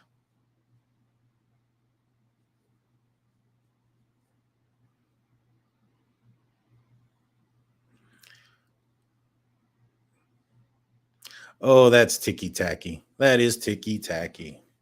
I do not like that passing. That roughing the passer. He was running. It appeared that potentially he was getting close to the line of scrimmage. And they barely hit him. That was ticky-tacky. I don't like this penalty. Not at all. So, as I predicted, they're going to be going for 2. Blau in the shotgun formation, has the tight end running in motion. Riley following him. Pass. Incomplete. It'll be 19-9 Pittsburgh Steelers versus the Detroit Lions. 30 seconds left. We should see, I'm hoping it's not an onside kick, but we'll probably see an onside kick. Maybe just kick it off and then a kneel down. And this game should come to a close. Finally, the offseason is finally coming to a close as well, as now the Pittsburgh Steelers will be preparing for a real game. And it's been a lot of fun, guys. This is my first time I've ever, done a fan reaction or play-by-play type of deal here, and I really enjoyed it. I really do. I'm not saying I'm going to be doing this for majority of the games. In fact, many of them I probably won't. But I might. Who knows? I might be doing this a little bit more often. I know I'll be in Pittsburgh on October was the 16th for the matchup against the Tampa Bay Buccaneers. Any of you guys in the live chat, are y'all going to any games this year? Let me know which ones you're going to. I'm also probably going to be going to the Saints game as well. I think they recovered it. The Detroit Lions recovered the onside kick. Jeez, I don't want to go to sleep. They're down by 10. There's not really much they can do about anything except prolong this game a few more seconds than it should have.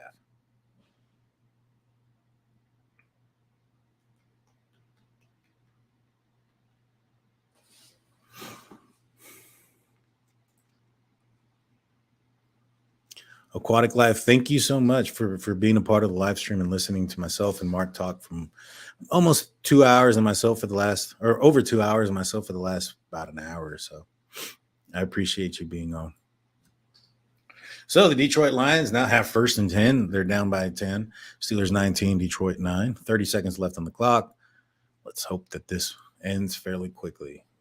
There's already been one major injury with KZ. We don't need another one.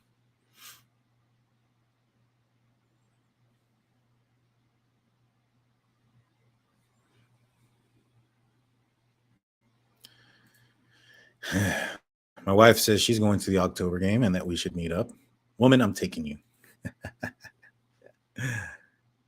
Deep down, pass down the field, almost intercepted. 2nd down, 23 seconds left in the game. Keep it in bounds, bro. Keep it in bounds. Time can run. Blau was under pressure and got hit. He's actually limping around. Let's see. Davis got him kind of low, but he was blocked into him.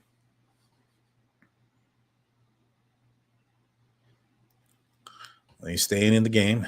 23 seconds left. Steelers up 19-9. Detroit Lions in shotgun formation. Ball at the Pittsburgh Steelers 37-yard line.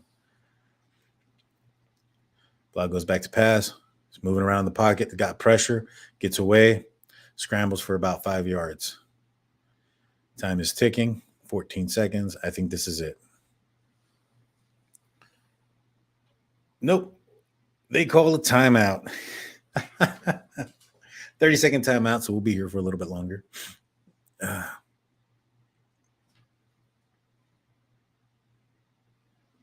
Even Mike Tomlin's like, why are you calling a timeout at this point of the game? At this, your quarterback is limping. He's injured. You're keeping him in the game.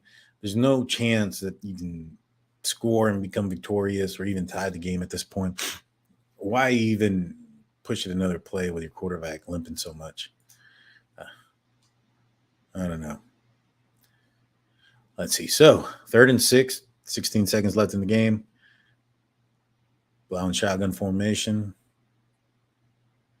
Takes a snap, drops back.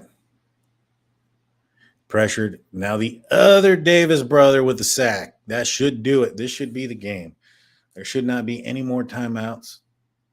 5, 4. Yep.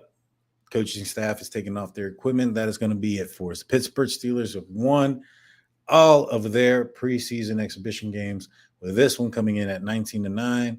Victory for the Pittsburgh Steelers. What a game. What a game. Well, yeah, JJ52 and Detroit was wasting time and getting their QB hurt. I completely agree. That was odd. But, maybe perhaps they need some room there for Mason Rudolph. So who knows? But that's going to be it for me today, guys. I want to thank everybody that's been on the live show. Please don't forget to hit that like and subscribe button. I'll be coming on a little bit later, maybe about an hour, maybe 2, to do a post-game show. You don't want to miss it, so ring that notification bell. That's going to be a game. That's going to be a wrap, but Pittsburgh Steelers win 19-9. That being said, guys, I'm Daniel J. This is State of the Steelers. Peace.